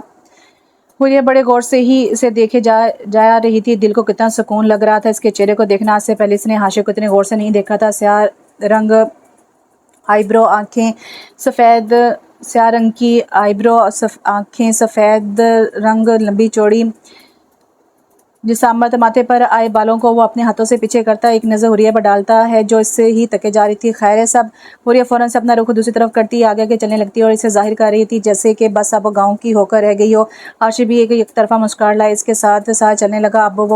मगर अब मगर वो अब हाथों के इशारे से इसको अपनी ज़मीनें दिखा रहा था। दोनों के बाल हवाओं में संभल नहीं रहे थे। हुरिया इस हरे भरे खेतों को देखती हाशिर से नज़र हटा चुकी थी। हाशिर भी अपने हाथों की तरफ देखता ही है, तभी बेख्तियार नज़र हुरिया पर पड़ जाती है। वो और वक़्त वही आस्ता सा चलने लगा और वो इसके हर नक्श को अपनी नज़र की ताब में लेता है। न जाने दुनिया से गाफिल हो गया था वो, जो खेत में काम में मसरूफ़ औरतों को देख देकर मुस्कुरा रही थी। बस इसकी मुस्कुराहट ने हाशिर साईं का दिल जीत लिया था और वो भी मुस्कुरा दिया। साईं सरकार, हम पहुंच गए हैं। वो गाड़ी को रोकता बाहर निकलता, ड्राइवर को साइड का दरवाज़ा खोलता है, मूंछों का बल देता। रौबदार शख्सियत लग रहा था, कुछ इसके लिबास ने रौबदार बना दिया था तो कुछ इसकी मूंछों ने। तुम इधर ही रुक कर हमारा इंतजार करना। दिलावर ड्राइवर से कहता अपना रुख घर की तरफ करता है, जिसका एक लकड़ी का दरवाज़ा था और इसके ऊपर कुंडी भी लगी हुई थी, जैसे पुराने ज़मानों में इस्तेमाल होती थी, मगर वो खुली थी जैसा कि अंदर जाने के लिए आसानी हो। वह सज झुका दरवाजे से होता हुआ घर के अंदर दाखिल हो गया था। घर ज़्यादा बड़ा तो नहीं था, मगर प्यारा ज़रूर था। सामने 2 कमरे ही थे। एक बनेरा था जिसके साइडों पर गुलदान पड़े हुए थे, और इसके नीचे एक और कमरा था जो शायद किचन की तरह सजाया गया हो। सॉरी, एक कमरा था जो शायद किचन था, बाहर 2 चारपाइयाँ थी जिन पर बिस्तर था, वो किसी को भी ना पाता। अब कमरे में जाने का इरादा रहता था, शायद कोई हो तो हो अंदर, मगर तभी एक छोटी सी लड़की जिसने पठानों जैसी फ्रॉक डाली हुई थी, इस शख्स को देखती, भागी भागी इसके पास है। ये आप कौन है और हमारे घर क्या करने आए हैं? वो साइनज़ों से पूछती, इसके पास आती खड़ी हुई। वो कुछ सोचते हुए कहने लगा, हम आपकी आपी के दोस्त हैं दिलावर। आपी किधर है आपकी छोटी मीरब? वो मीरब को हैरान कर गया था। एक तो उम्र में नादान थी और ऊपर से अकल भी मुनासिब ही थी, तभी वो खुश होती। आगे बड़ी, सच्ची आप आपी की दोस्त है, मगर आपी ने कभी आपका जिक्र ही नहीं किया। मैं कैसे मालूम? मासूम सी शक्ल बनाती वो उसे पूछने लगी। ओह अच्छा, तो हमारी छोटी सी को यकीन नहीं आ रहा। तो फिर हम एक काम करते हैं, हम एक काम करते हैं, आप अपनी आपी को बुलाएं इधर, फिर हम इनके सामने कहेंगे आप हमारी क्या लगती हैं। बातें ना समझ थी, मगर वो खुश ही इतनी थी कि सर को जनिश देती फ़ौरन से कमरे की तरफ भागती है, जबकि दिलावर वहीं पर खड़ा टिकटिकी बांधे आगे होने वाले हमलों का मुंतज़िर था। आप ही बाहर आपके वो दोस्त आए हैं, वो कह रहे हैं कि हमें मिलना है आपसे। इरज जो किचन में बैठी रोटियां बनाने में मसरूफ़ थी, मेरे की भाग दौड़ देखती अपने काम को वहीं पर तर्क करती है। कौन दोस्त? तो उड़ती अपने हाथों से चेहरे पाए बालों को पीछे करती कहती है, जबकि मेरे इसके पास आती मुस्कुराहट से बोली, आप ही कोई दिलावर नाम बता रहे हैं अपना, आप जाकर देख लेना। ऐसा ना हो कि अगर अम्मा ने देख लिया तो जंग घर में होगी। वो किसी गांव में नहीं होगी, सॉरी, जंग होगी जो कभी किसी मुल्क में नहीं हुई होगी। इरज हैरान थी कि इसका कोई लड़का दोस्त नहीं है और ये दिलावर कहाँ से आ गया। वो इतनी हैरान थी कि यूं ही भागी भागी बाहर आई। दिलावर जो पहले ही आगे किसी मजनू की तरह सामने खड़ा था, सामने से आते अपने महबूब को देखते ही वहीं पर आंखों को जमा जाता है। जबकि इरज सामने साईं सरकार को मौजूद पाती, पहले तो बालों को सीधा कान के पीछे ले जाती है, फिर सर दुपट्टे को सेट करती है, सर झुकाकर आगे बढ़ती है। आप यहाँ पर? साईं सरकार, कुछ काम था भाई से, वो घर पर नहीं है। इसकी अटकती ज़ुबान दिलावर को खुश करने के मुतबादिल थी। वो आगे बढ़ता है, इसके चेहरे पर लगे आटे के ज़रे जो आटे के हाथों को गाल पर लगाने की वजह से थे, अपने हाथों से साफ करता है। इरज की हालत बुरी हो गई थी। मेरा भी इन दोनों के पीछे खड़ी सब देखती रही। इरज ने कभी भी ऐसी हरकत का तस्वर नहीं किया था दिलावर से। एक तो वो उम्र में भी इससे बड़ा था और ऊपर से इस गाँव का सरदार, वो आम सी लड़की। दिलावर आंखों को आस्था से चिपकते हुए आंखें मदहोशी से माइल हुई पड़ी थी। आप ये क्या कर रहे हैं? दिलावर कुछ भी कह पाता कि इरज इससे दूर खड़ी हुई थी।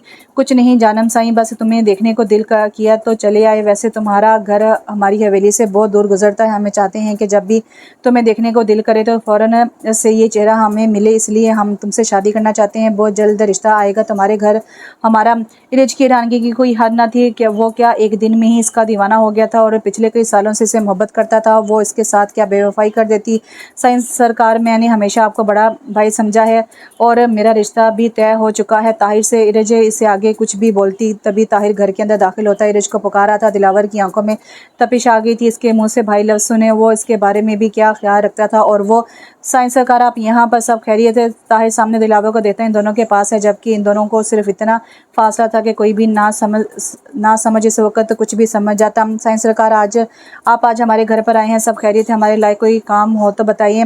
नहीं, कोई काम नहीं छोटे, वो बस इंतज़ाम से कुछ काम था, मगर वो हम बाद में इसे बात करके कर लेंगे। अब हम चलते हैं। दिलावर इरज की तरफ देखकर मूंछों को बल देता, जबकि इरज मुश्किल से एक नज़र इसकी तरफ देखा था, मगर तभी वो खुद को बचाती आंखों को दूसरी तरफ करती है। साईं सरकार, कुछ खाकर जाएं, ऐसे थोड़ी ना जाने देंगे आपको। हमारे पूरे गांव के सरदार हैं, हमारे लिए इतना सब कुछ करते हैं, क्या हम नहीं कर सकते आपके लिए? जाओ इरज, इनके लिए चाय बना कर ले आओ, और हाँ, घर पर जो है वो भी साथ ले आना। वो इरज को यहाँ से जाने का बहाना दे चुका था। हाँ हाँ, अभी लाती हूँ, कामते लबों से कहती वो वहाँ से चलेगी। दिलावर ने इसके वजूद पर फिर से सख्त नज़र डाली थी। न जाने कितना गुस्सा आया हुआ था इसको इरज पर के जब्त करना मुश्किल था। एक तो वो इसको भाई कह चुकी थी और ऊपर से वो किसी और से शादी की ख्वाहिशमंद थी। हमें कुछ काम है, हम चलते हैं, फिर कभी मुलाकात होगी। वो ताहिर से कहता, अपना रुख दरवाजे की तरफ करता, जबकि आंखें खून से सुर्ख हो गई थी। इतना गुस्सा जितनी खुशी से यहाँ पर आया था, अब इतनी ही गुस्से से जा रहा था। ताहिर अब देखता ही रह गया था ना, तो वो इसे जाने से रोक सकता था और ना ही कुछ कह सकता था, क्योंकि वो इसके सामने सिर्फ एक आम गाँव वाला था। इंतज़ाम की वजह से बहुत कम बार इसकी दिलावर से मुलाकात हुई थी। वो बड़े बड़े डंग भरता गाड़ी के अंदर बैठता है। मुलाजिम ने कुछ भी नहीं कहा था, वो चेहरे से ही सब समझ गया था। इस ताहिर की बारात इस घर पर नहीं आनी चाहिए, क्योंकि अब इरज का निकाह सिर्फ हमसे होगा।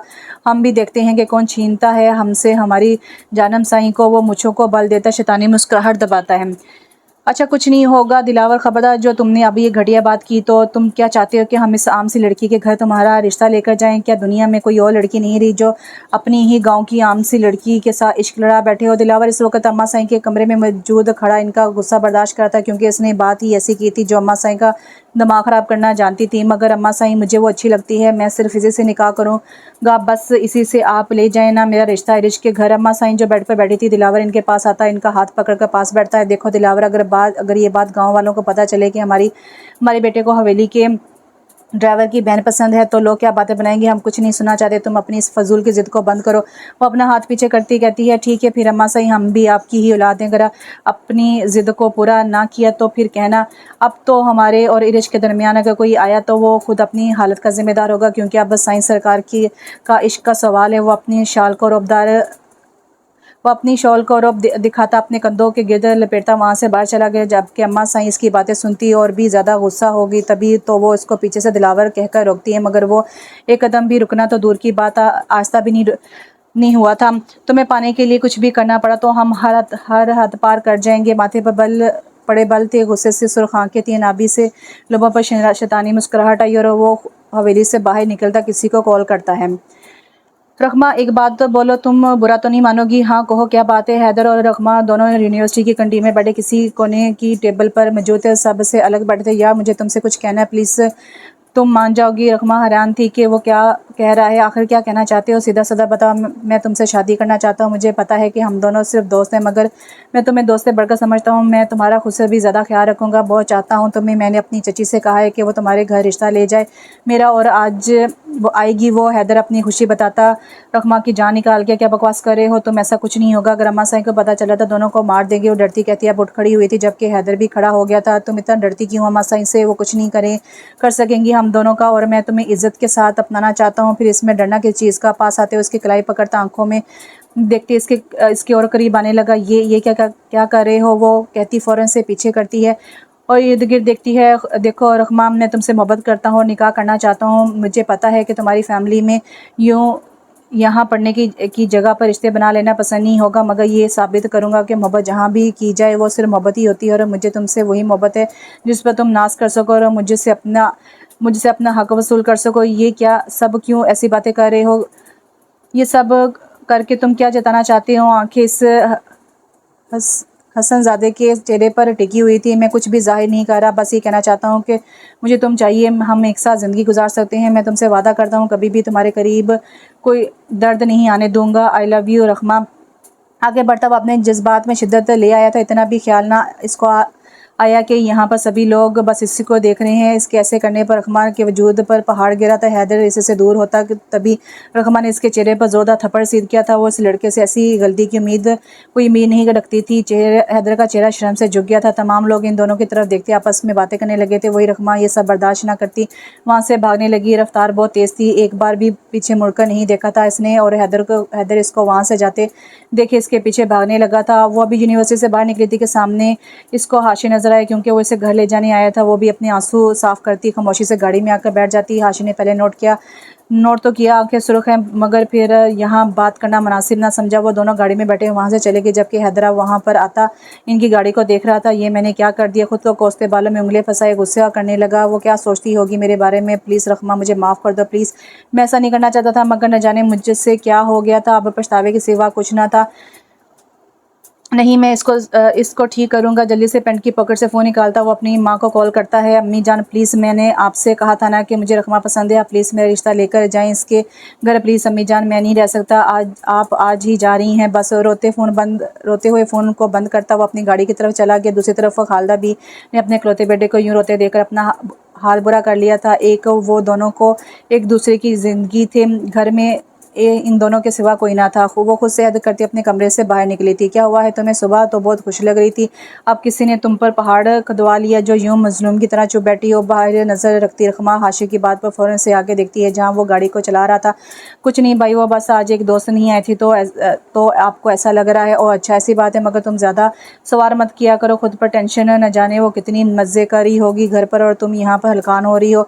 गाड़ी को सड़क की दूसरी तरफ ले जाते वो सर नीचे करता आगे देखता कहता है। रखमा कोई जवाब ना देती, चुप रही। ख्याल सिर्फ हैदर का था।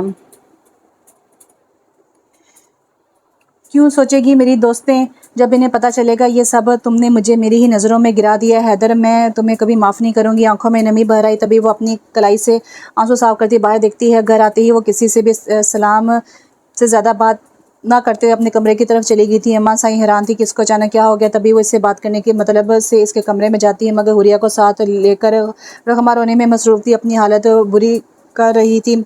ये क्या हुआ है तुम्हें यूं छुप छुप कर रो रही और हमें कुछ भी नहीं बता रही हो? सब ठीक तो है? क्या हुआ? क्या कुछ हुआ यूनिवर्सिटी में? हमें बता रखमा। अम्मा साईं इसको देखते ही पूछती है। कुछ नहीं अम्मा साईं, वो तो आज बस कुछ तबीयत ठीक नहीं है, बाकी सब ठीक है, आप परेशान ना हो, सीधा होते जवाब देती रखमा। इनसे नज़रें चुराती है। क्यों, क्या हुआ है तुम्हारी तबीयत को? सुबह तो अच्छी खासी थी, फिर अब क्या हुआ है तुम्हें?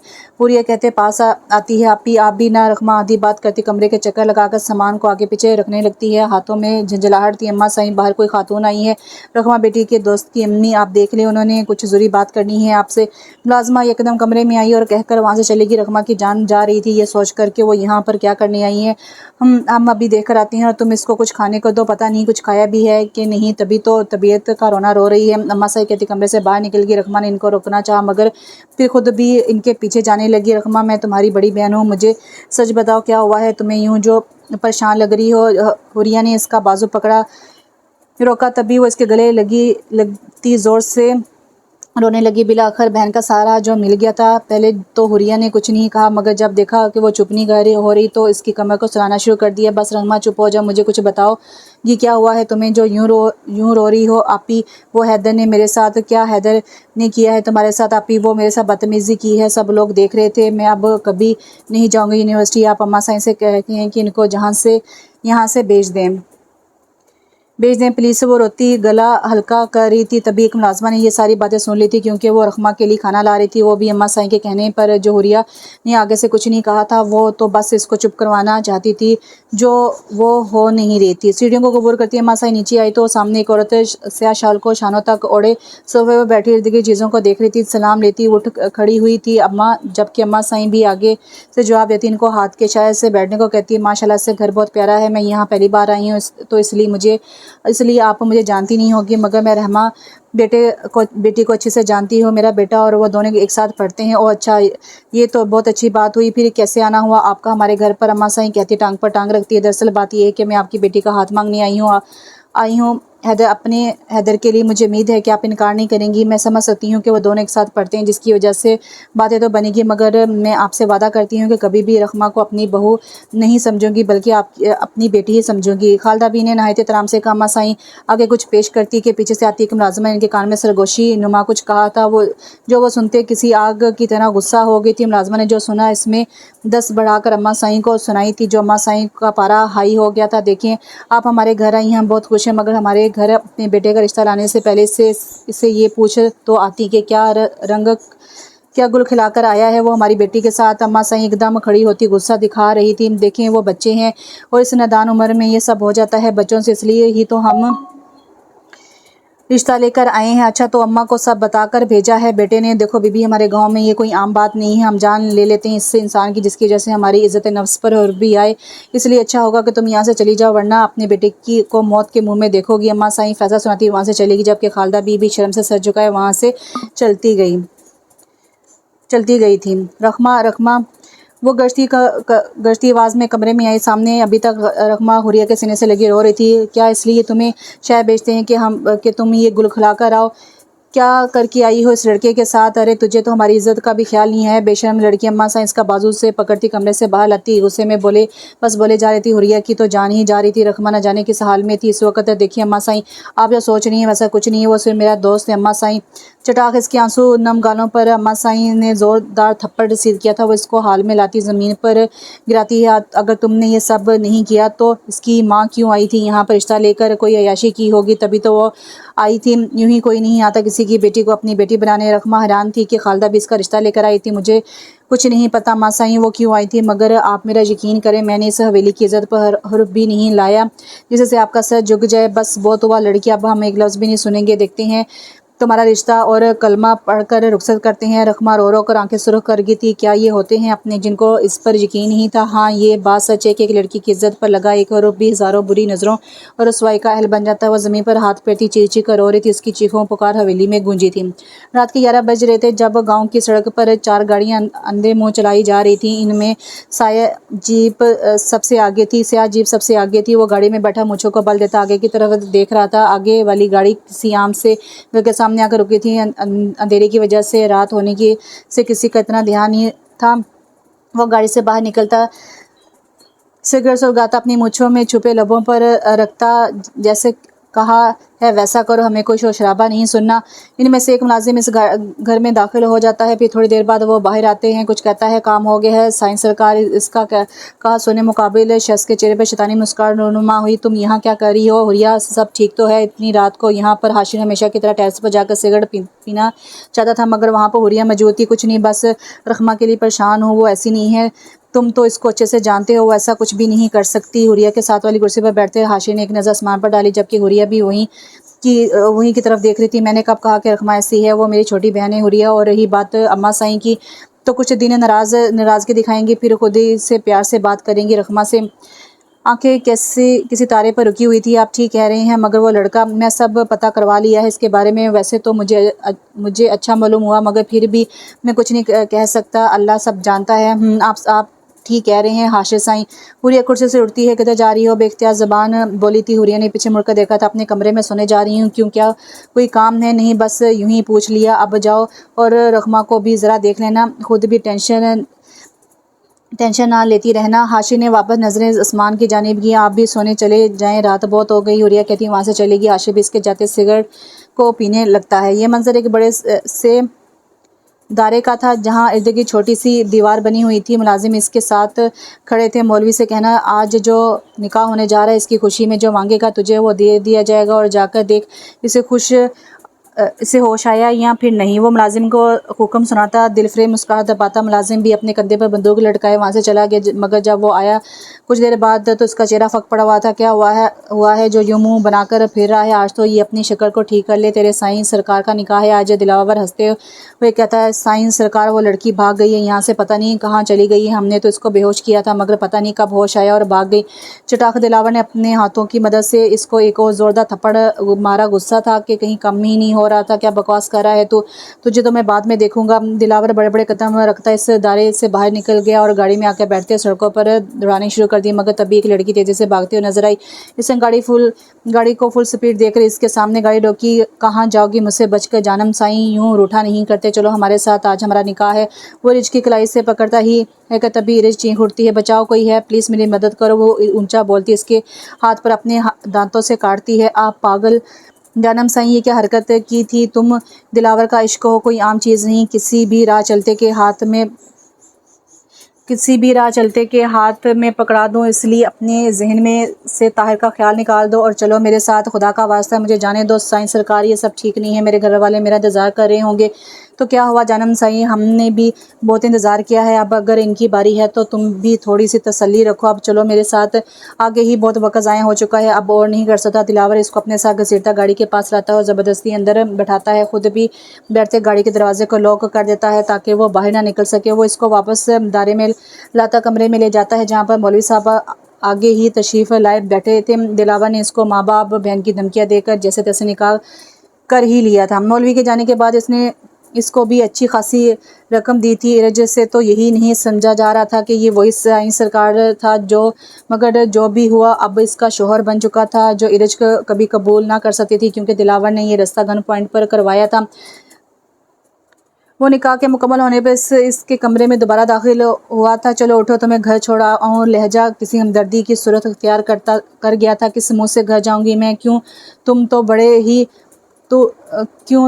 बड़े ही ज़मीन और जागीरदार बनते हो ना, तो फिर मुझे अपने साथ घर ले जाते। कहाँ जाती है तुम्हारी गैरत? वो फ़ौरन से खड़ी होती, इसका कॉलर पकड़ती, आंखें लगातार रोने की वजह से सुर्ख माइल थी। जानम साईं, तुम्हारा मुझ पर हक है जिसको तुम्हें ज़रा भी इस्तेमाल नहीं करना आता, मगर खैर हम तुम्हें तमीज़ के दायरे से समझा देंगे। और जहाँ रही बात हमारी गैरत की, तो शुक्र अदा करो कि तुम्हें अपनी बेगम बनाया है, वरना हमें इस्तेमाल करके फेंकना आता है। दिलावर इसकी कलाई पकड़ता इसे इसे दूर करने के इरादे से तरक करता खुद पर और झुकाता है। वल्ला ये आंखें कितनी हसीन है मेरे महबूब की, और लब खोलता फूंक से इसके चेहरे पर गिराता इसकी आंखें बंद कर गया। सीधा सीधा कह दो कि आज की रात हमसे दूर नहीं रहना चाहती, इसलिए हमारे सारे जाने की बात कर दी तुमने, हमारे साथ जाने की बात कर दी तुमने। आवाज़ धीमी सी थी, रिश्क की धड़कन इतनी तेज़ थी कि दिलावर बड़े ही दिलचस्प अंदाज में इसकी तेज़ सांसों और धड़कने को सुन रहा था। वाह, मज़ा आ गया आज तो। दिलावर पीछे हटते तंज़िए मुस्कुराहट से कहता है, अब तो तुम हमारे साथ हवेली ही जाओगी हमारी बेगम बनकर, मगर फ़िलहाल के लिए जानम साईं आज की रात यहीं पर गुजारनी पड़ेगी, मगर ज़रा अभी फ़िक्र मत करना, हम बाद में, समझ गई हो ना। दिलावर आंख मारते कहता है। इरज को लगा कि इसमें ज़रा भी शर्म नहीं है, तुम जैसे बगैरत मर्द से मुझे इसी की उम्मीद थी। दिलावर इरज के मुँह से ये लफ्ज़ सुने दिमागी तवाज़ुन भूल गया था। चुप, खबरदार, जो ये लफ्ज़ कहा मैं तुम्हें पहले भी बता चुका हूँ कि अगर बगैरत होता तो तुम्हारी जवानी मेरे हाथों से ख़त्म होती। दिलावर इसकी थोड़ी पकड़ता अपने लफ्ज़ों को का कहर बरसा रहा था। इरज डरते हुए रोती इसके बाजों को पकड़ती खुद से दूर करती है। बेहतर जानम साईं की आइंदा ख्याल रखना, हम हर बार खुद पर काबू नहीं रख सकते। एक तो हमें अल्लाह ने बीवी ही इतनी हसीन दी है, और ऊपर से ये जुल्म। रखमा यार कब तक यूनिवर्सिटी रहो रखमा यार कब तक यूं ही रहोगी कमरे में बंद, प्लीज़ बाहर निकलो, मैं जब से आई हूँ तुम बस कमरे में रहती हो, चलो मेरे साथ। हुरिया कमरे में आई, इसको बेड पर बैठा देख कहती है, आप ही दिल नहीं, आप चली जाए ना, मुझे यहीं पर रहना है। झट से कहती वो कह गई झट से उठते वो कह गई, मगर ये लड़की क्या कर रही है इधर? दिलावर, मैं तुमसे कुछ पूछ रही हूँ। हुरिया कुछ भी बोलती आगे कि तभी इसको अम्मा साईं ने ऊंची आवाज़ सुनाई दी, ये कह रही है अम्मा साईं। वो दोनों हैरान होती कमरे से बाहर निकली जब सामने दिलावर के साथ एक लड़की नजर आई जिसने अपने शानों पर शाल की हुई थी। सफ़ेद चेहरा था मगर आंखें सुर्ख थी रोने की बायस। मैं पूछती हूँ ये लड़की क्या कर रही है हमारी हवेली? किस रिश्ते से लेकर आए हो तुम यहाँ इसको?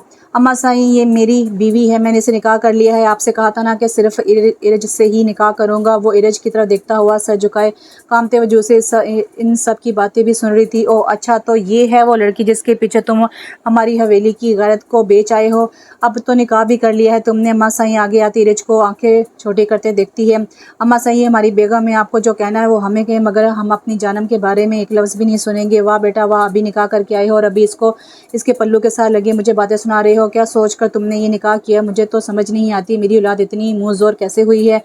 दिलावर आगे बढ़ता, अम्मा साईं ऐसा कुछ नहीं है, आप गलत सोच रही हैं। बस दिलावर, बस तुम्हारी कमी थी, जो ये करके भी तुमने बहुत ही बड़ा काम किया है। बस दिलावर, बस मेरी औलाद को जब मेरी फिक्र ही नहीं तो मुझे क्यों लगे तुमसे? अम्मा साईं कहती चिड़ियों की तरफ राह करती है। रुक जाए अम्मा साईं, इरज ऊंची आवाज़ में कहती इनके कदम रोक लेती है। मुझे भी इस रिश्ते से आज़ादी चाहिए, मैं तलाक चाहती हूँ। उसके बोले अल्फाज हाल में खामोशी इख्तियार कर गया। दिलावर गुस्सा जब्त करने वाली आंखों से देखता इसकी कलाई पकड़ कर अपनी तरफ खींचता है।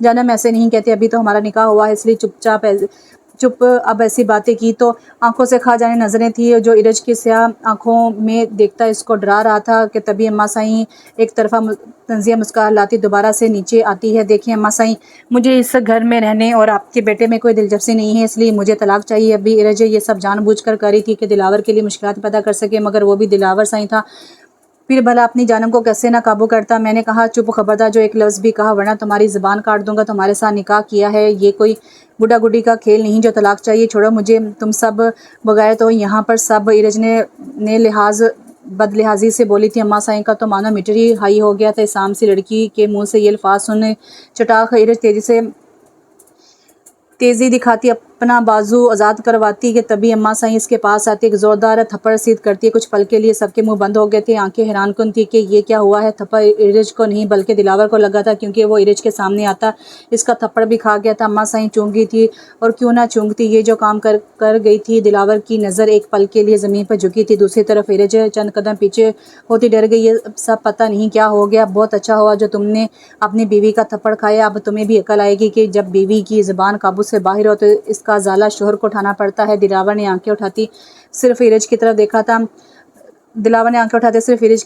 अम्मा साईं अब और बर्दाश्त ना करती वहाँ से चली गई थी, क्योंकि वो अपने ही हाथों से अपने बेटे को थप्पड़ जो मार चुकी थी, और ये काम इनके लिए नहायत ही तकलीफ दा था। हुरिया और रखमा भी इन दोनों से कोई बात किए बगैर ऊपर जा चुकी थी, क्योंकि वो अगर कोई भी बात करती तो अम्मा साईं इनका भी यही हाल करती जो आज दिलावर का हुआ था। आज से पहले कभी इस पर किसी ने हाथ नहीं उठाया था, मगर आज अपनी ही माँ के हाथों से थप्पड़ खाया था इसने, सिर्फ अपनी जानम के लिए। सब पता नहीं इसका क्या हाल करेगा वो। मुझे तो लगा कि तुम सिर्फ बगैरत मर्द हो, मगर यहाँ पर तो तुमसे भी आला तरीन लोग मौजूद हैं। वो फिर से अल्फाज बाजबा कर कह रही थी जो दिलावर की बदा से बाहर था। तभी वो चुप करता, इसकी कलाई मजबूती से पकड़ता, अपने साथ घसीटने वाले अंदाज में ऊपर लाता, अपने कमरे में ले जाता है। कमरे में आती हुई इसको पीछे से खींचते तेजी से आगे बेड पर गिरा देता है और खुद आगे बढ़ता इसके सर पर खड़ा होता है। इरज ऊंधे मुंह बेड पर जा गिरी थी, जिसकी वजह से इसकी कमीज थोड़ी सी पोजीशन से हिली थी। आज बताऊंगा कि बगैर मर्द क्या होता है और मैं कौन हूँ। कितनी बार कहा है कि अपनी ज़ुबान को काबू में रखो, मगर नहीं, ये जो कैंची की तरह चलती है, आज इसका कांटा काटना ही पड़ेगा। जानम साईं। इरज जल्दी से सीधी होती बेड के ऊपर पाँव करती पीछे की तरफ खुद को घसीट रही थी कि तभी दिलावर एक लंबा सांस लेता है, इसके पास आकर बैठा था। अब क्या हुआ है तुम्हें? चलाओ ना अपनी ज़बान से, कहो ना मुझे बगैर तो बोलती क्यों बंद होगी तुम्हारी? वो तेज़ी से आगे होता है, इसका जबड़ा दबोच लेता है। प्लीज़ ऐसा मत करो, मैंने क्या किया है? मुझे मेरे घर जाने दो, बस बस जानम साईं, इतना याद मत करो अपने घर को। ऐसा ना हो कि फिर मैं हकीकत में भी तुम्हारे लिए तुम्हारे घर वाले सिर्फ याद बना दूँ। वो आगे बढ़ता, अपना झुकाव करता, इसकी आंखों में ही देख रहा था जिनमें सिर्फ खौफ झलक रहा था। इसकी थोड़ी को ऊपर करता, वो इसके लबों पर फोकस करता, मजीद आगे बढ़ता है। नीरज ने अपनी सांसें रोक रखी थी, वो जोर से आंखें बंद करती आगे आने वाले हादसे पर रजामंद होती चुप रही थी, जबकि दिलावर इसकी कैफियत को देखता कुछ पल यूं ही रहा, फिर यकदम इसको खुद से आज़ाद करता हुआ बेड से उठ खड़ा हुआ। वो कुछ भी ना कहते कमरे से बाहर चला गया। नीरज ने आंखें कमरे के दरवाजे की आवाज़ पर खोली थी। दिल जोर जोर से मच रहा था। अम्मी, आप जब से आई हैं हवेली से होकर आई, तब से चुप रहती हैं, कुछ बताए ना क्या हुआ था वहाँ पर? मुझे फ़िक्र हो रही है। आज भी रखमा यूनिवर्सिटी नहीं आई थी, प्लीज़ अम्मी कुछ तो बताए ना। हैदर खालदा बी के पीछे चलता इनसे बात कर रहा था, जबकि वो किचन में खड़ी इसको इग्नोर करती फिर से कुछ सामान निकालने लगी थी। अम्मी, मैं आपसे बात कर रहा हूँ, प्लीज़ कुछ तो बताएं, क्या कहा था उन्होंने? क्या इनकार कर दिया है इन लोगों ने? हैदर आवाज़ आस्ता करता कहता, दिल से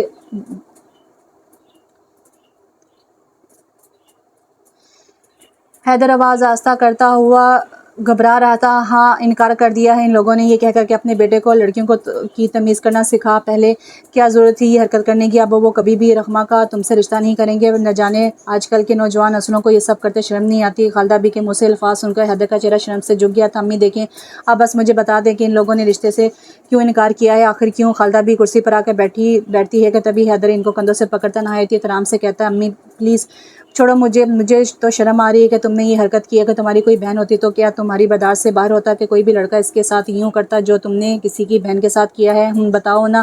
खालदा बी का गुस्सा बढ़ रहा था। मजीद अपने गुस्से को जब्त करती वो कुर्सी से उठ खड़ी हुई और वहाँ से अपने कमरे में चली गई।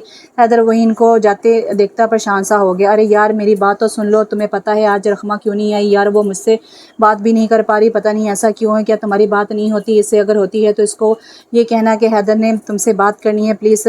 हैदर सजल के पीछे चलता बातें कर रहा था, तभी वो बेजारी लाते रुकते पीछे होती है। देखो हैदर, वो तुमसे अब कभी बात नहीं करेगी, तो इसलिए बेहतर है कि तुम इसको भूल जाओ, क्योंकि तुमने जो हरकत यूनिवर्सिटी में की थी वो सबको पता चलेगी। और इसकी अम्मा साईं को भी शुक्र करो कि अभी सिर्फ इसका रिश्ता कहीं और तय हुआ है, वरना वो जितने जालिम लोग हैं तुम्हारी लाश बनाकर फिर इसकी डोली उठाते। क्या कह रही हो तुम? इसका रिश्ता कहीं और? मगर क्यों? हैदर ने आंखें फाड़ कर देखा।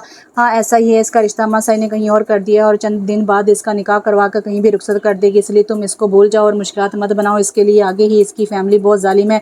सजा कहती हुई इसको वहीं पर शॉर्ट करते चलेगी, जबकि हैदर का दिमाग सुन हो गया था कि निकाह वो भी किसी और के साथ। रखमा तुम सिर्फ मेरी हो और देखना तुम्हारे तक पहुंचने के लिए मुझे अपनी जान भी कुर्बान करनी पड़ी तो करूँगा। हमारे दरमियान कोई भी नहीं आ सकता। तुम सिर्फ मेरी हो, सिर्फ मेरी निकाह सिर्फ हम दोनों का होगा। हैदर ने पॉकेट से फ़ोन निकाला और अपना रुख यूनिवर्सिटी से बाहर की और गाड़ी की तरफ आते सड़क की तरफ देखता और फ़ोन पर बात करते समझाने वाले अंदाज में बताते अपनी गाड़ी में बैठ गया। मैं भी देखता हूँ कि कौन तुम्हें मुझसे दूर करता है। बहुत जल्दी मुलाकात होगी रखमा।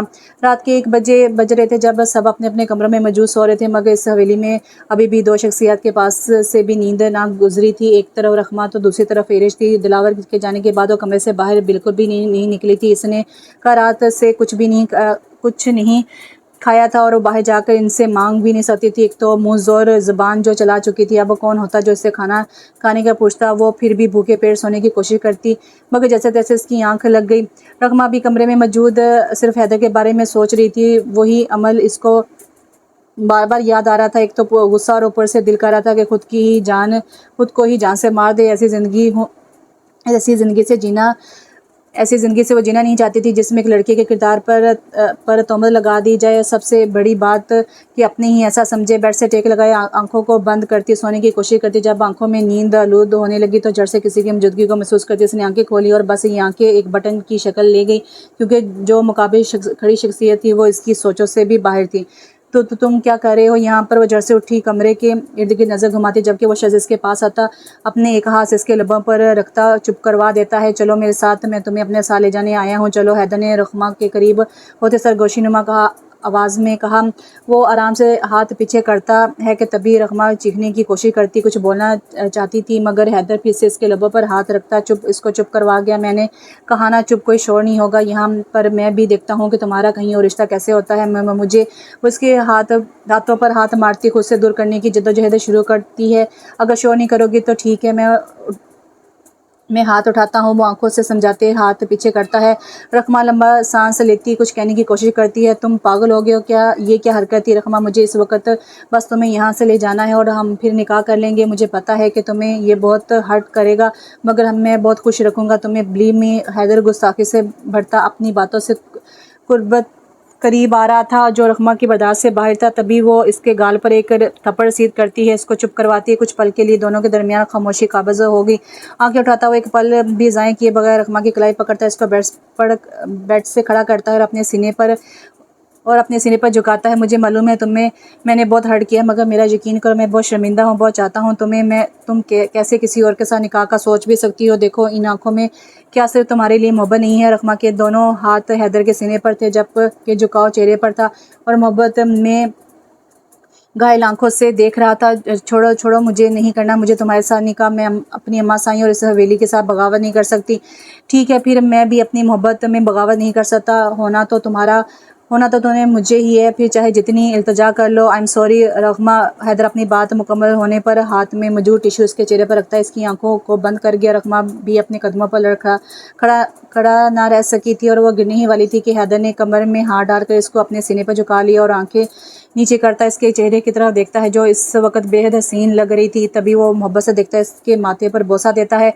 सुबह के 6 बज रहे थे जब इस गांव के एक घर से ऊंची ऊंची आवाज़ें गूंज रही थी। अभी तो खेतों पर सूरज अपनी हल्की हल्की रोशनी छोड़ने आया था। अरे मेरी बेटी को कौन ले गया? अरे कौन जालिम था जिसने ये सब किया? हाय अल्लाह, मेरी बेटी पली पोसी पता नहीं कहाँ पर होगी। जालिमो, अल्लाह पूछेगा तुम सबको। शगुफ्ता भी रो रो कर सब घर वालों पर क़यामत ढा रही थी। ताहिर भी इनके घर मौजूद था। सब लोग किसी फिल्म को देखने यहाँ पर आए हुए थे। हर कोई बातें करता एक दूसरे को नतीजे सुना रहा था कि तभी इनके घर के बाहर एक स्याह रंग की जीप रुकी, जबकि इसके पीछे भी गाड़ियाँ थी। सब लोग हैरान थे कि ये तो साईं सरकार की गाड़ियाँ हैं, फिर यहाँ पर क्या करने आए हैं? वो इस घर के दरवाजे पर रास्ता बनाते पीछे हट रहे थे। अभी तो मैंने अपनी बेटी का ब्याह भी करना था, न जाने कौन ले गया मेरी जान को। हाय रब्बा, मुझे मेरी बेटी वापस दे दे। शगुफ्ता भी अपने दुपट्टे से आंसू साफ करती मुसस्सर हो रही थी। अरे अम्मा, क्या हो गया है तुझे?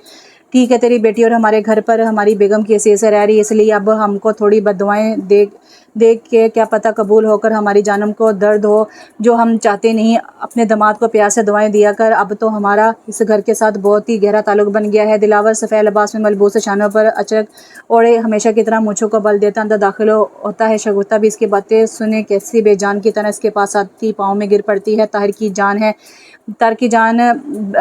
पर बनाती है कि इसने इरज के साथ निकाह कर लिया। वो अपनी बातों की तस्दीक चाहता था। साईं सरकार, हमारी बेटी वापस कर दो। ना माँ, ये तो तू क्या कह रही है? बेटियां रुखसत होने के बाद सिर्फ अपने शोहर के घर की होकर रह जाती हैं, और वो हमारी बेगम है, हम इसको यहाँ पर क्यों छोड़ दें? आखिर हवेली की इज़्ज़त है वो हमारी, इसलिए तो ऐसा मत बोल। अब उठ यहाँ से, यूँ थोड़ी ना अच्छा लगता है घर आए नए मेहमान ने दामाद को ऐसे खुशामदीद कहा जाए।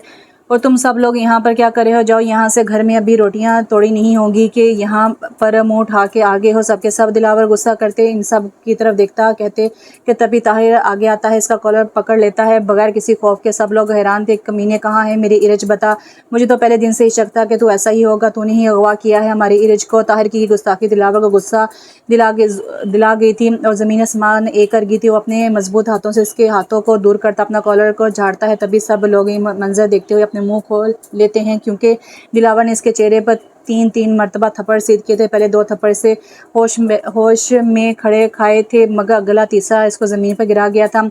खबरदार जो अपनी ज़बान से हमारी जानम को कुछ भी कहा, और तेरी इतनी औकात नहीं हमारा कॉलर पकड़ने की, इसलिए आज के बाद अपनी औकात देखकर हमारे सामने आना। समझ आई बात तुझे?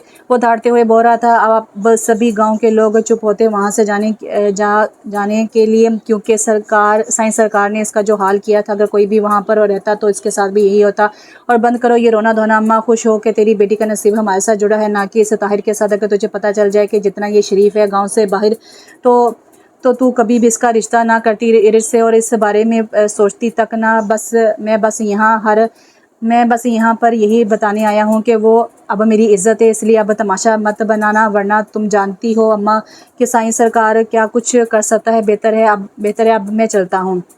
वो कहते वहाँ से चला गया। शगुफ्ता बी के दिल को सुकून मिला, मगर ताहिर इतनी भीड़ में दिलावर के हाथों से थप्पड़ खाकर दिमागी तवाज़ुन खो चुका था। दिलावर जो गाड़ी में बैठने वाला था, तभी ताहिर आगे बढ़ता मुलाजिम के हाथ से बंदूक छीने दिलावर की तरफ निशाना बनाते गोली चला देता है। सभी गोली की आवाज़ से सभी घर से बाहर आ गए थे। परिंदे खौफ से चीखने लगे थे। हाथ मुलाजिमों की भागदौड़ लग गई, तो कुछ तो दिलावर की तरफ लपके, मगर कुछ ताहिर को पकड़ने लगे, क्योंकि वो फायर करके वहाँ से भागने लगा। मगर मुलाजिमों ने पीछा करते इसको पकड़ ही लिया था, और दिलावर गोली खाते पहले तो हड़बड़ा गया था, मगर तभी मुलाजिम इसको सहारा देते गाड़ी के पीछे सीट पर लटाते हैं। गोली इसको पेट को छूकर गुजरी थी, मगर खून काफ़ी था, और ऊपर से लिबास भी सफ़ेद, जिसको देखकर दिल दहल जाता था। मौलवी साहब से कहो कि तैयार रहें निकाह के लिए, मैं अभी जा रहा हूँ देखने, इसलिए तुम यहीं का ख्याल रखना। वो अपने दोस्त को समझाता वहाँ से चला गया। ये सब एक छोटे से फ्लैट में मौजूद थे। हैदर ने रखमा को यहाँ पर एक छोटे से कमरे में बंद रखा था। निकाह करने की गर्ज से मौलवी को भी बुला लिया था। पता नहीं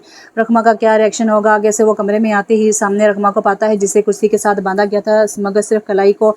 रखमा ये क्या हुआ है तुमने? वो इसकी कलाई पर खून देखता फ़ौरन आगे भागा, क्योंकि रखमा खुद का बचाव करने की बाबा कोशिश करना, इसको खून बहा गया था। दिखाओ मुझे, छोड़ो प्लीज़ हैदर, मुझे जाने दो। अम्मा साईं हम दोनों को कत्ल कर देंगी, प्लीज़ मुझे जाने दो। बिल्कुल खामोश, छोड़ आऊँगा तुम्हें हवेली, मगर पहले निकाह करना होगा मुझसे। हैदर रिलैक्स होते कहता, इसकी फ़िक्र बढ़ा गया था, तुम पागल हो गए हो क्या? ये क्या बच्चों वाली ज़िद्द? अगर अम्मा साईं को पता चला कि इनकी जवान औलाद एक आधी रात बाहर गुजार कर आई है, तो क्या सोचती होंगी वो? तुम तो एक लड़के हो, तुम्हें तो इसकी कोई फ़िक्र नहीं, मगर मैं एक लड़की हूँ, खुदा का वास्ता जाने दो। हैदर इसको कोई जवाब दिए बगैर अपने काम में मसरूफ़ था। इसकी दोनों कलाइयों से रस्सी को खोलता, इसकी कलाई को पकड़ता, खून को देखती आंखें नम कर लेता है। देखो क्या हाल कर लिया है तुमने। अब मुझे पहले ये पट्टी लगानी होगी, फिर निकाह करना होगा। तुम तो अभी से मुझसे काम निकलवाने लग गई हो। रखमा वो हल्की से मुस्कुराहट कहता हुआ खड़ा हो गया। तभी रखमा कुर्सी से उठती, इसको धक्का देती भागने लगी। रखमा रुको, कहाँ जा रही हो? दरवाज़ा बंद है जान। रखमा जो दरवाजे की तरफ लपकी थी, सामने इसको बंद पाकर हैदर इसकी कुर्सी पर बैठता दीवाना वार कहता है, उफ रखमा तुम कितनी मासूम हो मेरी जान। अच्छा बातें बाद में, पहले ये मरहम लगाता हूँ। हैदर उठते ही कमरे में मौजूद टेबल की तरफ जाता है, एक बॉक्स को लाता है, इसमें से पट्टी और रुई निकालता, रखमा की तरफ रुख करता है, जो अभी तक दरवाजे के साथ लगी खड़ी थी। इधर लाओ, पट्टी करूँ, क्यों जिद की थी यहाँ से जाने की? अब ऐसा मत करना, मैं नहीं देख सकता तुम्हें यूँ इस तरह मोहब्बत करता हूँ। जब तुम्हें भी मुझसे मोहब्बत होगी ना, फिर देखना मेरे दर्द में होने पर तुम्हें कैसा महसूस होगा। कुर्सी पर बैठते अपने काम में मसरूफ़ हो वो कहते अपनी पट्टी को मुकम्मल कर गया। रखमा ने आगे से कुछ भी ना कहा था। एक दफ़ा नज़र इसके चेहरे पर गिरी थी स्याह हल्की सी शेविंग, सुर्ख सफ़ेद चेहरा था। लबों को खोलते वो दिल लगाकर इसकी पट्टी करता। अब उठ खड़ा हुआ था। चलो ये तो हो गया, अब हम जल्दी से निकाह कर लेते हैं, फिर तुम्हें भी घर छोड़ आऊँगा। वो कहते कमरे से बाहर चला गया, जबकि रखमा रोते गालों को तर कर रही थी। आंसू रुकने का नाम ही नहीं ले रहे थे। क्या अब वाकई में इसका निकाह हैदर से होना था या फिर नहीं, ये तो वक्त ही बताएगा। हुरिया ये सब क्या हो गया? पता नहीं किसने ये किया, सब किया है हमारे बेटे के साथ। तुम हाशे को कॉल करो और पूछो कि किस अस्पताल में दाखिल किया है दिलावर को। अम्मा साईं रोती दिल भारी कर रही थी। हुरिया इनको कंधों से पकड़ती, चुप करवाती, हौसल दे रही थी। अम्मा साईं चुप हो जाएं प्लीज़, अल्लाह सब ठीक कर देगा, मैं करती हूँ हाशिर को कॉल। हुरिया फ़ोन को पकड़ती लरजते हाथों से हाशिर को कॉल करती है, मगर तभी हीरे जो कमरे में मौजूद थी शोर सुनते कमरे से बाहर निकले। मुलाजमा से पूछा, ये शोर क्यों हो रहा है, क्या बात है जो अम्मा साईं यूँ रो रही हैं? आंखें सवालिया थी। मुलाजमा ने हैरान होते हुए जवाब दिया, बीबी साहब आपको नहीं पता, बीबी साहब आपको नहीं पता, साईं सरकार सुबह ही आपके घर गए थे, मगर वहाँ पर एक ताहिर नामी लड़के ने गोली चला दी, इसको तो पकड़ लिया, मगर साईं सरकार अस्पताल में है, आप इनके लिए दुआ करें। मुलाजिम बता रहा था, खून ज़्यादा बहा है। हुरिया ने ऊंची आवाज़ में इस मुलाजमा को बुलाया तो वो फ़ौरन भागती हुई वहाँ से चली गई, जबकि इरज को ढेरों शर्मिंदगी थी। न जाने क्या खौफ था, कुछ पल ये खुद से बेगानी हो गई थी, पाँव से ज़मीन जाती महसूस हो रही थी। क्या यही लिखा था किस्मत में? माना कि वो दिलावर से मोहब्बत नहीं करती थी, मगर यूँ इसके इस हाल में होना इसको भी दर्द दे गया था। वो कदम पीछे करती दौड़ लगाती अम्मा साईं के कमरे में दाखिल हुई थी। अम्मा साईं, ये क्या हुआ है? दिलावर किधर है?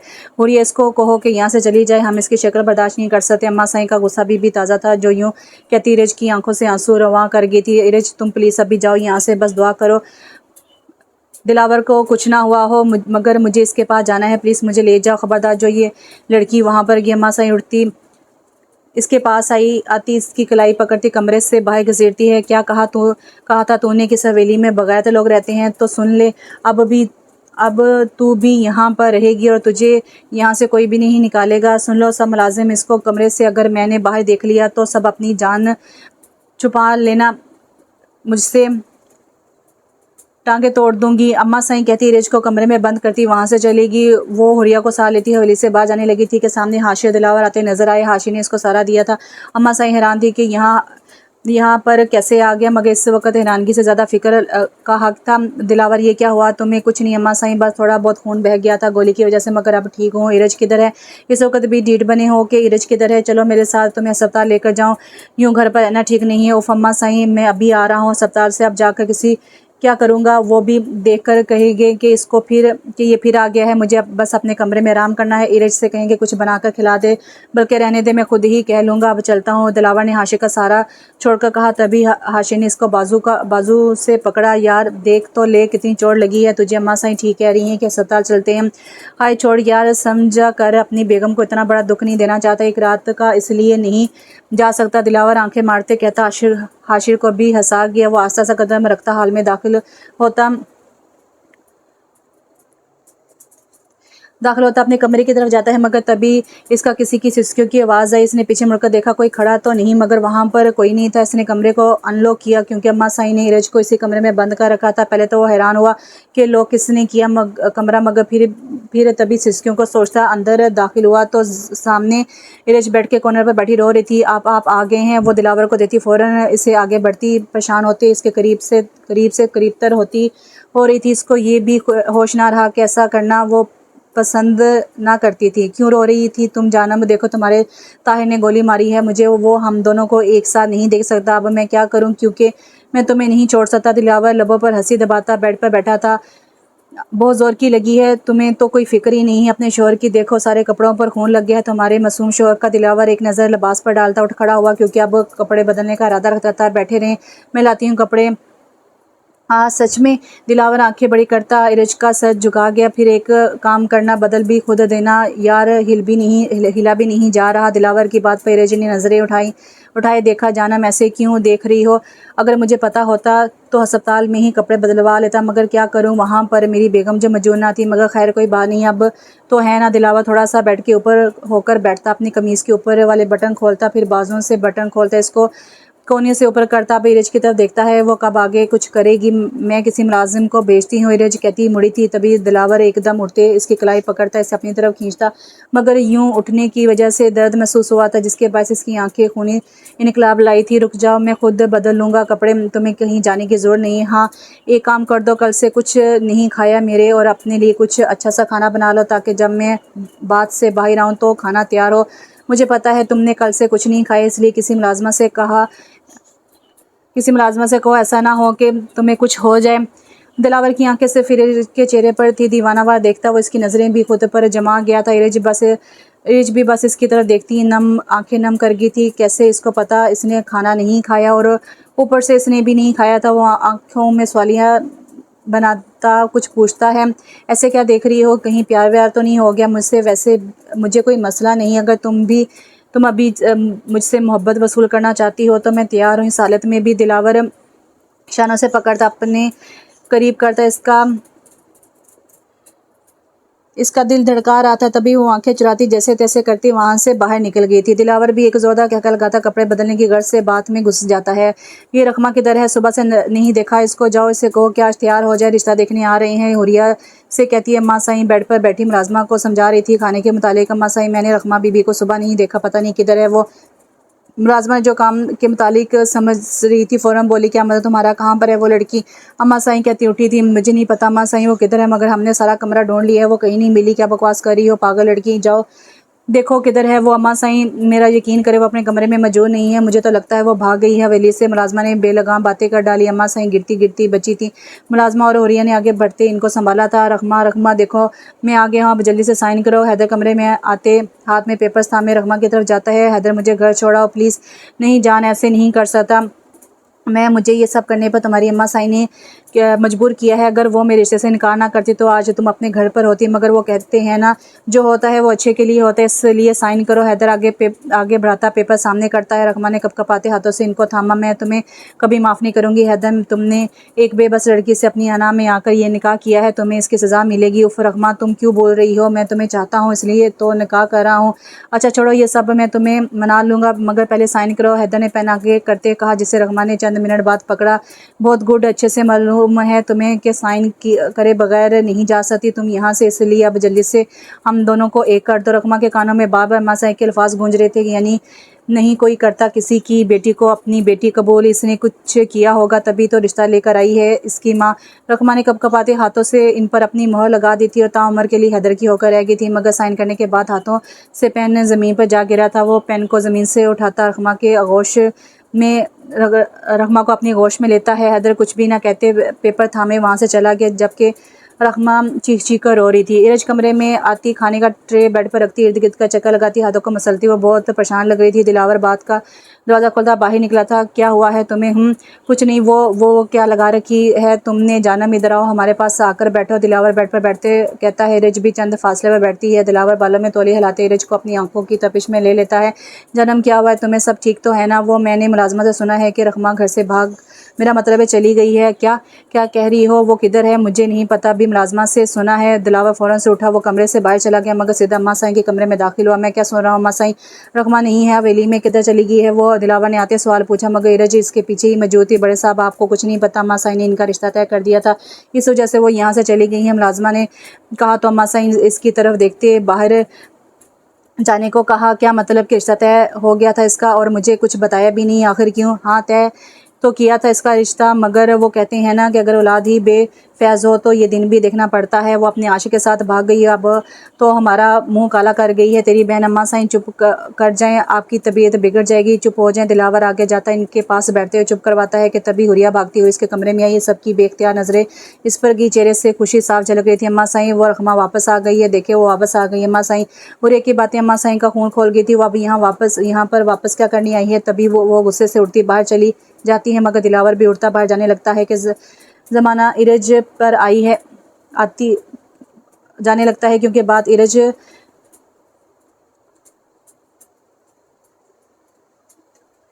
ये भी पता नहीं कैसा लिखा हुआ है। वो इसका हाथ मजबूती से पकड़ता अपनी मोहब्बत जताते बाहर ले जाता है, मगर बाहर हैदर और रकमा हाल में खड़े नजर आते। क्या करने आई हो वापस से यहाँ पर? दिल नहीं भरा हमें मार कर, जो अब दफन होते भी देखना चाहती है। अम्मा साईं गरजती बोली, और देखो इस लड़की को अपने आशिक के साथ आई है। अम्मा साईं देखें, ऐसा कुछ नहीं हुआ हमारे दरमियान जिससे आपकी कब्र तक बात जाए। हम दोनों निकाह किया है, एक पाकिज़ा रिश्ते में बंध गए हैं। हैदर ने रकमा का हाथ पकड़ते आगे बढ़ते बेखौफ का, देखो लड़के, इज्जत तो वो जो अब हमारी चली गई, निकाह करने से पहले तुमने जताया है कि तुम इस हवेली की लड़कियों से पहले अयाशियाँ करोगे, फिर मासूम बंदे तुम्हारे लिए इसलिए निकाह कर लोगे। अम्मा साईं लफ्ज़ चबा चबा कर कह रही थी। अम्मा साईं, हम दोनों ने एक दूसरे के साथ कोई गलत रिश्ता नहीं बनाया, और खुदा की कसम ये मेरी मोहब्बत है, मैं अपनी मोहब्बत से इश्क करता हूँ।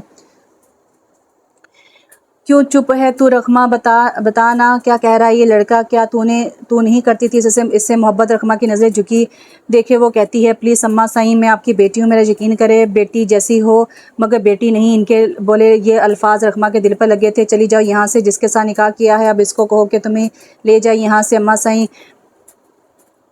कमर दिखाती जाने लगी। रुक जाए अम्मा साईं, हैदर कहते रकमा का हाथ पकड़े आगे बढ़ता है। इसका मुआफिस लग रहा था, आप इसको माफ़ कर दें, इसने कभी नहीं चाहा था कि मुझसे निकाह करना, मगर मैंने इसको ज़बरदस्ती मजबूर किया। हैदर के चेहरे पर रखमा की नज़र पड़ी। तुम्हें क्या लगता है कि हम इसको अब दोबारा इस हवेली में रहने देंगे? नहीं, कभी नहीं। ले जाओ इसको यहाँ से अम्मा साईं, आप जो कहेंगी मैं वो करूँगा, बस आप इसको माफ़ कर दें। ये नहीं रहेगी आपकी नाराज़गी के साथ मेरे पास, तो क्या करें हम? तुम्हें ये सब पहले सोचना चाहिए था। अम्मा साईं ने साफ साफ इनकार कर दिया। हैदर प्लीज़ चलें यहाँ से। रखमा कोई भी रिश्ता ना पाते अपने शोहर का हाथ पकड़ते जाने का कहती है, जबकि हैदर इसे हाथ पर हाथ रखता सर को नफ़ी में जनिश देते हुए जाने से इनकार करता है। आप क्या चाहती हैं? इसने असल बात की, इसको छोड़ दो, अभी इसी वक्त तलाक दे दो इसको। अम्मा साईं की कही बात सबकी जान निकाल गई थी। अम्मा साईं आप क्या कह रही हैं? वो बच्चा कि अगर ऐसे में इन दोनों ने निकाह कर लिया है तो आप खुश हों, इनमें अकल है, वरना जो लड़के होते हैं आज के दौर में वो कभी भी ऐसा नहीं करते। दिलावर आखिर में बोल पड़ा। हाशिर भी हाल में आते ये सब देखता चूक गया था, मगर खामोश रह जाओ, मैंने माफ़ किया तुम्हें, मगर यहाँ पर इस घर में नहीं रहोगी तब तक जब तक हमारा तुम दोनों पर से गुस्सा ना ख़त्म हो जाए। अम्मा साईं ने भी हार मान ली थी, क्योंकि इनके लिए रखमा के आंसू बहुत तकलीफदार थे। रखमा के बढ़ती इनका हाथ चूमती अपने माथे से लगाती है। या ये सब क्या हो रहा है? ये लड़का कौन है? हाशिर थोड़ा सा इन सब से दूर होते हुरिया के पास आते पूछता है, चुप करो, क्यों अम्मा साईं से मरवाओगे? बाद में बताती हूँ, अभी चुप कर जाओ। हुरिया दांत पीसती कहती खामोश हो गई थी, जबकि हाशिर भी इसकी मान गया। अम्मा साईं इन सबको छोड़ें, अपने कमरे में चली जाती है, जबकि हैदर भी रखमा का हाथ थामे इस हाल से बाहर निकल गया। रखमा और हैदर घर आ गए थे। खालदा बी ने इन दोनों को प्यार दिया था इनके निकाह होने पर, क्योंकि वो अब मुत्तफिक थी इस रिश्ते से। उन्होंने देखा था कि हैदर रखमा के बगैर नहीं रह सकता। वो भी इसको अपनी बेटी मानती, कोई बहस ना करती है। उन्होंने इन दोनों को आराम करने के लिए कमरे में छोड़ दिया था। रखमा ये सब क्या है? हम दोनों एक साथ नहीं सोएंगे क्या? जो यूँ अलग अलग बिस्तर बना दिए हैं तुमने। हैदर ने सोफे पर पड़े बिस्तर की तरफ देखा, क्योंकि वो अभी भी बात से बाहर निकला था। मुझे तुम्हारे साथ तो क्या तुम्हारे पास भी नहीं रहना? सोने की तो बहुत दूर की बात है। वो कंफर्ट को सीधा करती लेट जाती है। ऐसा नहीं है, नहीं अब ऐसा क्या कर दिया मैंने? तुम मुझसे यूं बात करी हो, एक तो तुमसे निकाह किया है इतनी मुश्किल के साथ, ऊपर से मुझे इस जंग में जीतने का एजाज़ यूं ही के इनाम देने की बजाय यूं रवैया रख रही हो। देखो अच्छा नहीं, ये सब अपनी बकवास बंद कर। समझ आई तुम्हें? रखमा ने गुस्से से कहा। और अगर ऐसा ना किया तो क्या कर लोगी तुम? हैदर अपना रुख इसकी तरफ करता भारी कदम उठाता इसकी आंखों में देख रहा था। अच्छा सॉरी, अब तो माफ़ कर दो। देखो कितनी मुश्किल से तुम मुझे मिली हो, अब ऐसे नाराज़ रहोगी तो फिर मेरा दिल बुझ जाना है, तो इससे मुझे क्या लगे? ये सब पहले सोचना था। हैदर मजीद आगे बढ़ता इसके सर पर खड़ा हो जाता है। सोच तो अभी भी बहुत कुछ रहा हूँ अपने और तुम्हारे बारे में, मगर वो क्या है ना, अब सोच ही सकता हूँ, कर नहीं सकता। मगर कोई बात नहीं, मेरे अल्लाह को मुझसे तुम्हारी मोहब्बत से ज़्यादा मोहब्बत है। जिस तरह से उन्होंने तुम्हें नहाते नसीब में लिखा, जिस तरह उन्होंने तुम्हें मेरे नसीब में लिखा है, इस तरह से मेरी मोहब्बत भी तुम्हारे दिल पर लिख देंगे, जो तुम पर इस उम्र में फ़र्ज़ हो जाएगी। हैदर इस पर झुकता इसके बालों पर हाथ रखता, माथे पर बोसा देता है, मगर चंद पल के बाद वो पीछे हटा। रखमा की आंखें बंद थी। न जाने क्या सुकून था इसकी कुर्बत में। मोहब्बत अगर निकाह में हो तो कुर्बत में सुकून जन्नत की मानिंद होता है। आज इनकी मोहब्बत भी निकाह की शक्ल में मुकम्मल होकर इनका कलाम बन गई थी। वो दोनों हमेशा के लिए अब खुद से जुदा ना थे। खुदा करे तुम्हें मुझसे मोहब्बत हो जाए, फिर देखना एक साथ यूनिवर्सिटी जाया करेंगे। और हाँ, फिर मैं सबको बताऊंगा कि वही लड़की है जिसने मुझे थप्पड़ मारा था और मैंने इसे इंतकाम लेने के चक्कर में खुद को ढेरों नुकसान कर लिया। हैदर शरारत से कहते पीछे हटा था और रखमा ने सोफे पर पड़ा तकिया इसकी तरफ फेंका था, जिसे हैदर ने बड़ी महारत से थाम लिया था। दोनों के चेहरे पर इस वक्त खुशी थी। यार देखो ना, ये क्या हुआ है मुझे? दिलावर ने शीशे के सामने से हटते इरज को पुकारा, जो मेज़ पर कुछ चीज़ें समेट रही थी। क्या हुआ है आपको? दिखाइए मुझे। इरज ना समझी से के आलम में कहती इसके पास आई थी, ये देखो मेरी मूँछों से तुम्हें कोई मसला तो नहीं होगा ना? आज रात बस यही पूछना था। दिलावर ने मासूम सा चेहरा बनाते हुए कहा, तो इरज के गाल शर्म से लाल हुए थे। किसने कहा आपसे कि मैं आपके साथ सोऊंगी? मुझे कोई पागल जानवर ने नहीं काटा आपके साथ सो जाऊं। दिलावर ने पीछे होते इरज की तरफ रुख किया, क्योंकि वो अब शीशे में अपने अक्स से बातें कर रहे थे। जानम, मैंने तो सोने की बात ही नहीं की, फिर तुमने क्यों कहा?